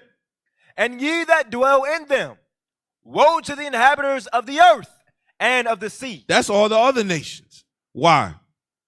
For the devil is come down unto you, having great wrath, because he knoweth that he hath but a short time. When we stood up on our feet and proclaimed that we are the Israelites and had understanding of this Bible, he know he got but a short time. Every time he see you brothers with your beard and your fringes keeping the Sabbath day, he know he got a short time. Every time the white man sees you quiet, meek, gentle, head covered, feminine, he know he got a short time. He know the empire that he built and thought was going to last forever is now moving into the final stages of decline. From the 1980s to 2000s was the intellect season. Can we put that up? And get Daniel chapter 12 and verse 4. This is some of the things. We're going to read a couple. Daniel chapter 12, verse 4. But thou, O Daniel, shut up the words and seal the book, even to the time of the end. Many shall run to and fro, and knowledge shall be increased. In these end times, knowledge was increased. Technology in the past 30 years has accelerated leaps and bounds to now they even scared of what they making. They made a chip that solved like all of Earth's problems, math problems, or like this the longest quantum physics calculation in like a millisecond. It was supposed to take 1 billion trillion years to finish it. It finished it like that. Damn. Knowledge has increased. But what other knowledge has increased? The waters continue to rise every time bishops say, "Shalom, brothers, how y'all doing? Shalom, sisters, how y'all doing?" The waters be like this. And they have to follow us to know what's going on. Let's see where the intellect has increased during that stage. And what changed the word intellect for surveillance. The data that they're collecting is to surveil the growth and the knowledge and the understanding of the children of Israel. The progression that we're making as a nation. Go ahead. 1980s to 2000s. Intellect or surveillance. Knowledge systems control. Main event. Intellect era. Affliction on blacks, Hispanics, natives. Go ahead. War on drugs, 1980s to 1990s. Mass incarceration of black and Hispanic men. Sentencing disparities like crack versus cocaine. Like it says in the book of Isaiah, we are hid in prison houses. So now they have more data, more information on how to make us turn into predators. What Biden called us, super predators? Or that was Hillary Clinton. One of them crackers. That was Biden. That was Hillary. Y'all in the same boat as me. Y'all don't know either. What the hell? Somebody Google it. Somebody use the white man's Google. Help us out. Get that for me, hid in prison houses. Mass incarceration. The war on drugs. Crack cocaine. We all grew up around little crackheads. Except for y'all Marietta affluent Jews. Read that. Isaiah chapter 42, verse 22. But this is a people robbed and spoiled. They are all of them snared in holes, and they are hid in prison houses. They are for a prey, and none delivereth. Right. None has been able to deliver us from the system that's been in place since 1776. That's why none can deliver. That's why your vote don't count. That's why your election results always end up in the same result. Us at the bottom. When Obama was in office, we was at the bottom. When Biden was in office, we was at the bottom. Y'all think they thought Kamala was gonna save us? She was locking niggas up in Oakland, putting them in the prison houses. Am I lying? He ain't lying. She was what, the attorney general? Locking niggas up. And she married to Amalek. She with the ops. So you mean to tell me with everything we know about Amalek, well, we already knew, but what the world is finding out about Amalek and how evil and demonic and hateful they are, you mean to tell me the president, if Kamala would have got in office, who was married to one, wouldn't have been in their interest? That Gaza wouldn't have happened? That Iran wouldn't have happened? She married to them. Yeah, people stupid. I get it. I get why Bishop like, yo, black people stupid. Put that on the screen. Hillary Clinton used the term super predator in a 1996 speech while advocating for the 1994 Violent Crime Control and Law Enforcement Act. Who said it was Biden? Raise your hand. What's wrong with y'all? All right, go back to the intellect.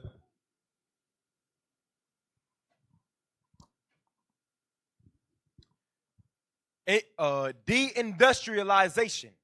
Jobs leave cities. Loss of stable factory jobs. Urban black communities hit hardest. Because it was sending the jobs over to China, overseas. Go ahead. Rise of finance economy. Wall Street dominance. Wealth shifts to financial class. Minorities largely excluded from capital growth. At the highest level with businesses, the main thing, I don't care what CEOs of Fortune 500 companies, if they black and they all gather together, because I've been in a couple of those meetings doing my filming and whatnot, they all say that they have a lack of access to capital, meaning they not giving money to black people on any level. Some of us think that when we get us to a certain point, that it stops being the way it is where you at. No, it's like that on every single level. Why? Because they know it's the same thought with the healthcare. If we give them access to capital, they may become independent. And if they don't have to, give me that in Sirach 38. I'm gonna show you what they know. I'm gonna show you what Satan showed them.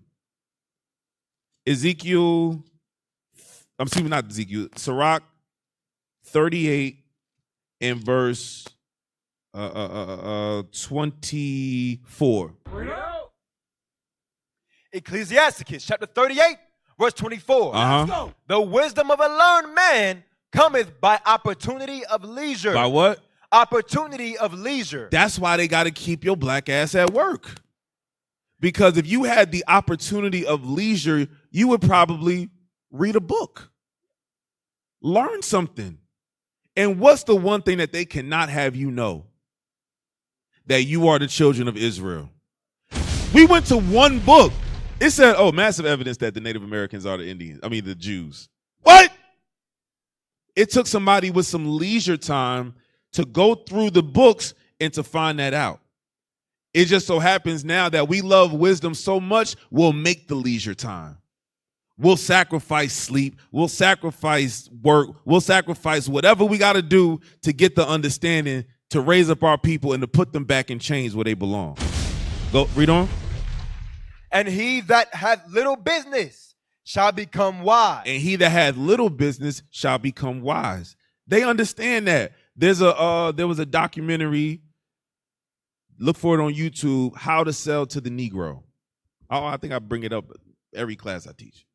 Because it's just fascinating how they have the Negro down to a science so much, but black people can't figure out the white man's the devil the Bible speaks of. How come it's one way and not the other way?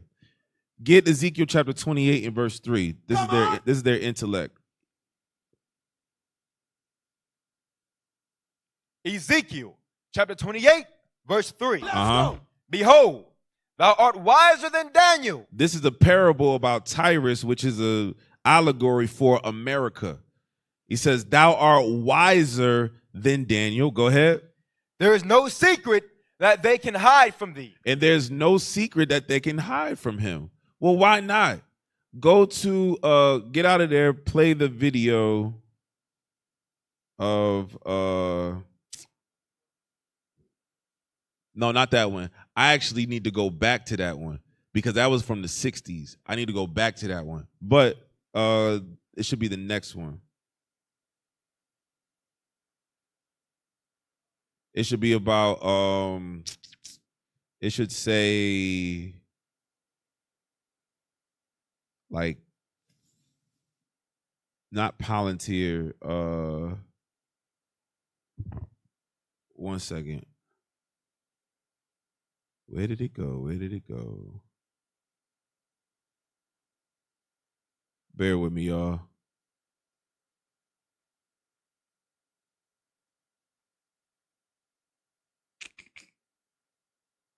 Read the verse again. Try to find it. Ezekiel 28, verse 3. Behold, thou art wiser than Daniel. There is no secret that they can hide from thee. Read. With thy wisdom and with thine understanding, thou hast gotten thee riches. So through the information that they have collected through surveillance and through Satan, they've gotten riches, right? I think this is it right here. No, that's not it. Hold on. All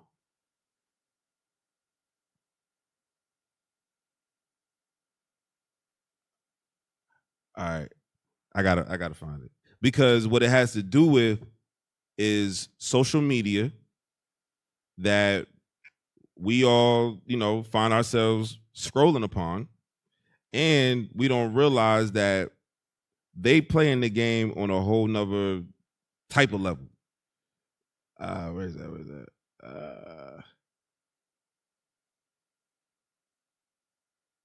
Read the word one more time. If I can't find it by then, I'll leave it alone. Behold, thou art wiser than Daniel. There is no secret that they can hide from thee. Mm-hmm. With thy wisdom. Read slower. Damn. With thy wisdom. Uh-huh. And with thine understanding, thou hast gotten thee riches, and hast gotten gold and silver into thy treasures. Okay, I think I found it. Verse 5, Cap. Is it relevant? Yes, sir. Read. By thy great wisdom and by thy traffic hast thou increased thy riches. That traffic, it goes into trade. That's how their influence grew. And remember, Atlanta used to be a hub for railroads and trains and things of that nature. That was a lot of what was going on with Mexico while that was stolen. That's traffic. They moving goods. But what was the largest traffic that they did? Black folks. Get that Revelation chapter 18. I cannot believe I cannot find this.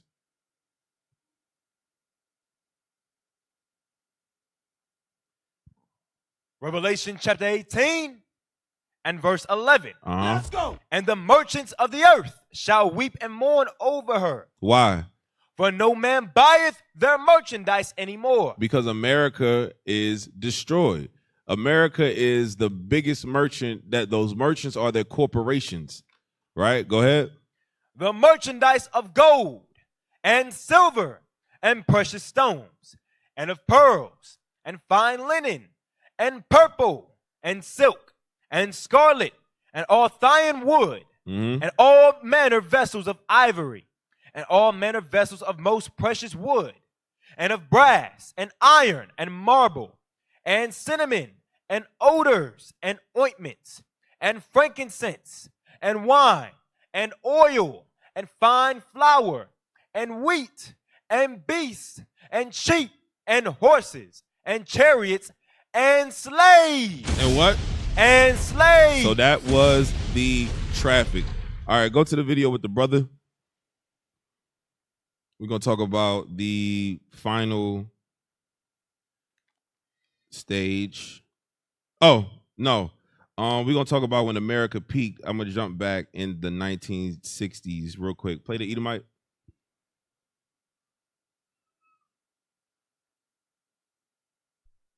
I'm going to give you all a lesson in rocket science today. Okay. Rocket science all traced back to one guy. His name is Jack Parsons. Jack Parsons was a student of Aleister Crowley, the English black magician and occultist, who made it his life's mission to traverse the globe, collect all of the different esoteric and occultic knowledges and disciplines that he could, and then repackage them into something we know as pop culture. Wait, stop. The guy's whole fucking Stop. The age of decadence has to deal with celebrity worship, distractions, entertainment, things of that nature, right?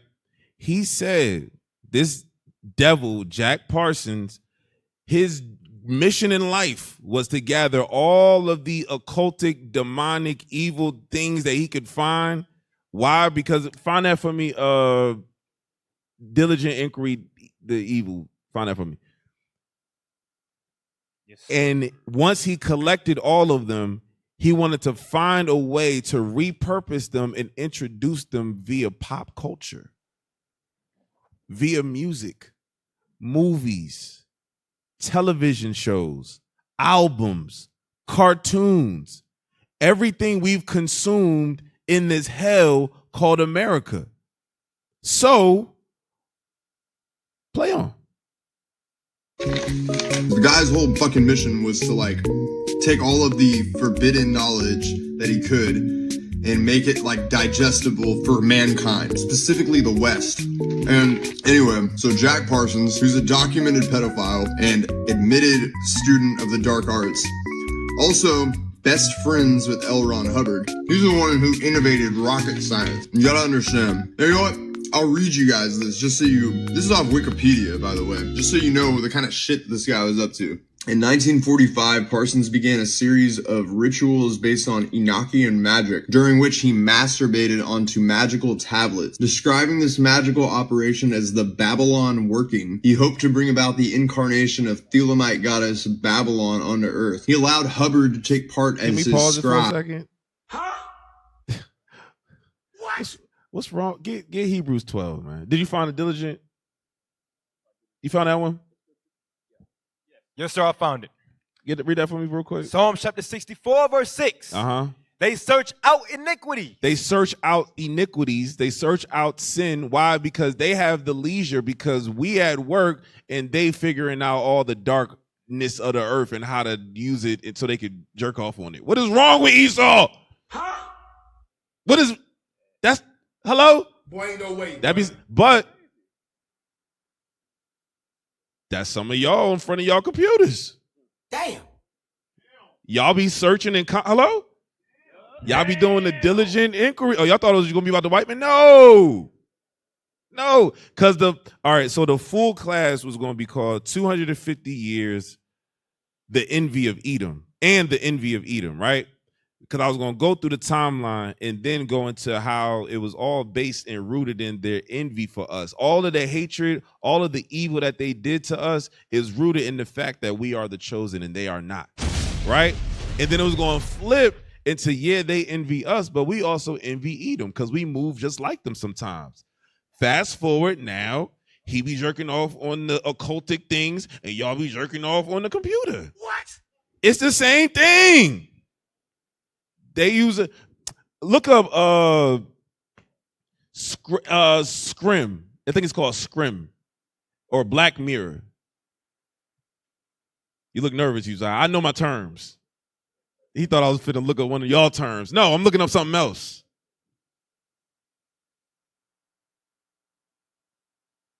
And all of this has to do with space travel. This was prior to space travel. Scrim. Look up Scrim. SCIRM. I think that's what it's called. Yeah, Scrim Mirror. Images. Put black. Damn. What's it called? It's like an obsidian mirror. Type obsidian mirror.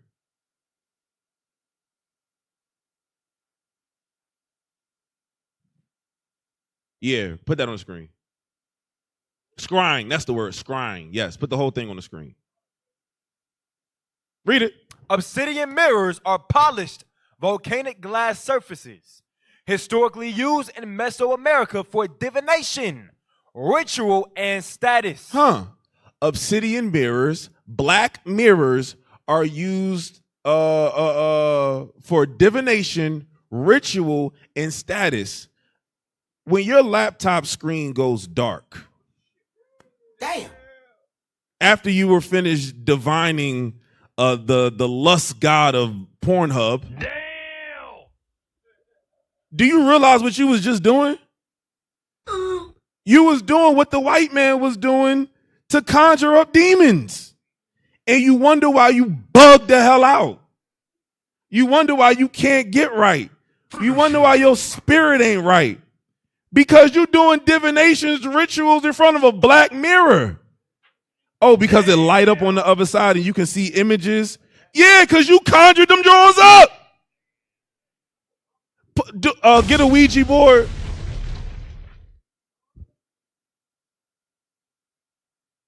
They like, how I start catching strays? This is about the 250, because this is a result of the 250 years.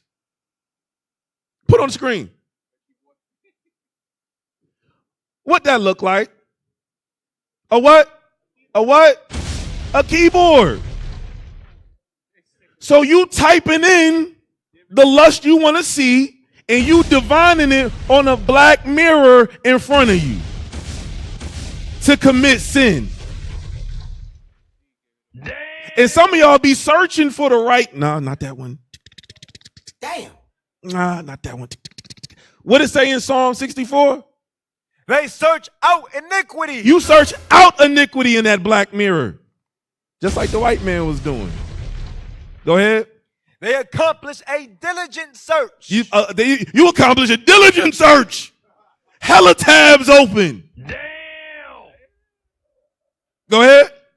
Both the inward thought of every one of them and the heart is deep. It's deep. Because now you got to figure out how to hide when you come in here. Hey, shalom. Like, don't shalom me.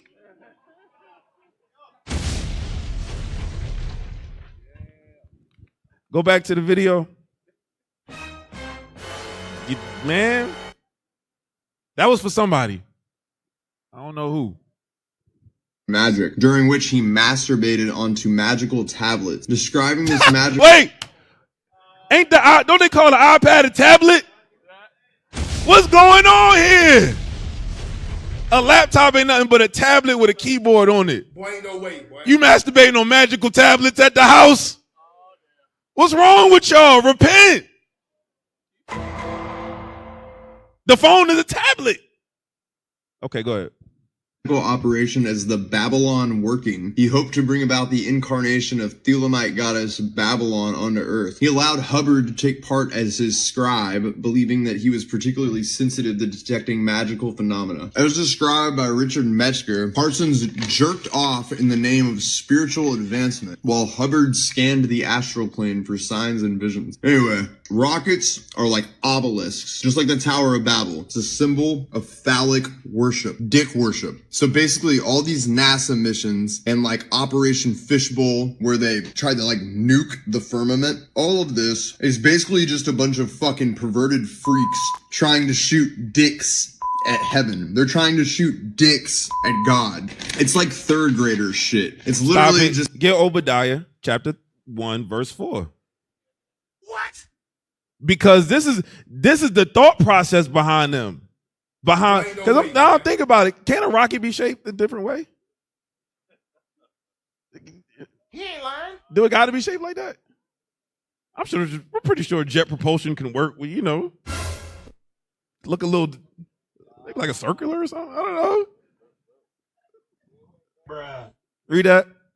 Obadiah verse 4. Come on. Though thou exalt thyself as the eagle, and though thou set thy nest among the stars, thence will I bring thee down, saith the Lord. Because the Lord knew their evil, perverted intent behind rocket space travel. They trying to shoot. And America ain't won a war since. He said, from that moment on, I'm bringing these niggas down to the ground. They got to go. And it's been the age of decadence, decline, ever since. Revelations 18.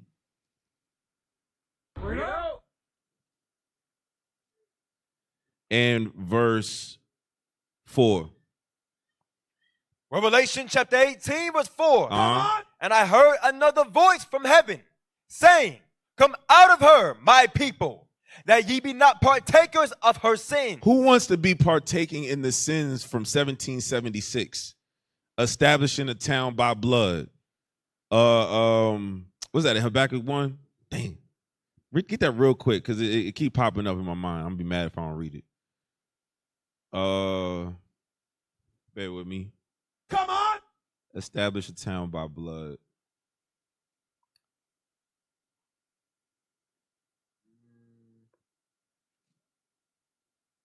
You know, looking Habakkuk for? 2 and 12. Yeah, get that for me. Yes, sir. Habakkuk chapter 2, verse 12. Uh-huh. Woe to him that buildeth a town with blood. America was built on blood, on Israelite blood. Just so we are very clear. And we're going for the last couple minutes, we're going to get into the judgment for them shedding Israelite blood. Go ahead. And establisheth a city by iniquity. And they established a city by witchcraft, by murder, by rape, by dispossession, by moving landmarks. Revelation 18, go back. Revelation 18, verse 4. Uh-huh. And I heard another voice from heaven saying, come out of her, my people. Come out of America. Come out of her ways spiritually. Don't follow her doctrines. Don't follow her politics, her economics. Don't get out of it. Go ahead. That ye be not partakers of her sin. Uh-huh. And that ye receive not of her plague. You don't receive the destruction. Go ahead. For her sins have reached unto heaven. Literally and figuratively. Their sins have reached unto heaven. Go ahead. And God has remembered her iniquity. While we may not know all of the iniquities since the inception and the birth and the Independence Day of America, God has not forgotten not nan one. He remembers every single atrocity. We don't have enough time in a day to go through all of the evil that they've done. But God said, I haven't forgotten out nan one. Watch this. Get Zechariah chapter 1 and verse 15.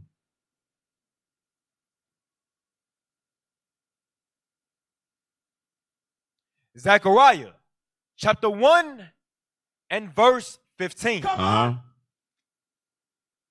And I am very sore displeased with the heathen God is very displeased with the heathen. Go ahead. That are at ease. Because they're at ease in their 250th year. They're at ease. They feel like they're going to dominate and rule the earth forever. Go ahead. For I was but a little displeased, and they helped forward the affliction. He was only but a little displeased with us, but they forward the affliction through all of the evil that we went through. And it was just a drop in the bucket. We couldn't even touch it all. But the Lord is sore displeased with them. Go ahead. Therefore, thus saith the Lord, I am returned to Jerusalem with mercies. My house shall be built in it. So we're going to return back to our homeland. Get Zechariah 2, and I believe it's verse 8. I'm not looking at it. Zechariah chapter 2, verse 8. Uh-huh. For thus saith the Lord of hosts, after the glory hath he sent me unto the nations which spoiled you. We were sent to the nations that spoiled us. America spoiled us. Go ahead. For he that toucheth you, he that toucheth us, he that toucheth the children of Israel from 1776. Did the white man touch the Israelites? Yes. He that toucheth us does what? Toucheth the apple of his eye. They touch God's favorites. They touch God's favorites. You think he's going to get away with that? You think he's going to get a slap on the wrist? Absolutely not. Hell no. Get Daniel chapter 7, verse 22. Daniel chapter 7, verse 22. Let's go. Until the Ancient of Days came, and judgment was given to the saints of the Most High. Uh-huh. And the time came that the saints possessed the kingdom. Thus he said, the fourth beast shall be the fourth kingdom. Hold on. Sorry. Verse 27. Verse 27. And the kingdom and dominion. Read verse 18. Sorry. Verse 18. But the saints of the Most High shall take the kingdom and possess the kingdom forever, even forever and ever. When America goes down, like we read in 2 Ezra chapter 6 and verse 9, the saints of the Most High is going to take the kingdom. We're going to take back rulership. We're going to take back power. We're going to be liberated, and we never going into slavery ever again. Jump down to verse 27. Verse 27. And the kingdom and dominion and the greatness of the kingdom under the whole heaven shall be given to the people of the saints of the Most High, whose kingdom is an everlasting kingdom. Read. And all dominions shall serve and obey him. And all dominions shall serve and obey us. The America think they got the world, the planet on smash. No, they ain't seen nothing yet. Revelation chapter 13, verse 9. A oldie, but a goodie. Let's read that. Revelation chapter 13, verse 9. If any man have an ear, let him hear. He that leadeth into captivity shall go into captivity. We read of 250 years of captivity by the hand of the white man. He that led us into captivity will go into captivity. And his is going to be twice as bad. If we dove into the evils that was done, twice as bad, my mind can't comprehend. But it will in that day. Go ahead. He that killeth with the sword must be killed with the sword. Here is the patience and the faith of the saints. So I will end it there. All praise to the Most High God. We discovered the 250 years of evil that Esau has done and the retribution that will happen for the children of Israel if we keep God's commandments. All right, stay off them black mirrors. Most High in Christ bless. Shalom.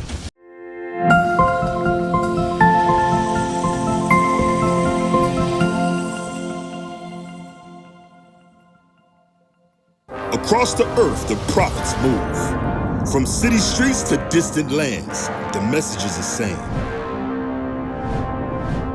Israel must rise. Through every quest, every journey, the truth spreads. No border can contain it. No distance can silence it. Our nation lives in every moment. In joy, we celebrate marriages. In sorrow, we honor our dead. On the Sabbath, we gather as one. Families rejoicing together, bound by the commandments of God. Yet are we tried. From the stones in Kenya to the hatred in Montana, we endure as a soldier of the Lord. And still, the mission expands. On the airwaves, on the screens, in every nation under heaven, Israel's voice is heard. We build our communities. We raise our children in royalty. We restore what was broken. We clean what was defiled. We show the world who we are.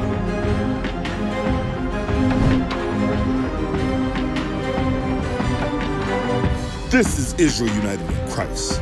Nation in motion. Nation endures.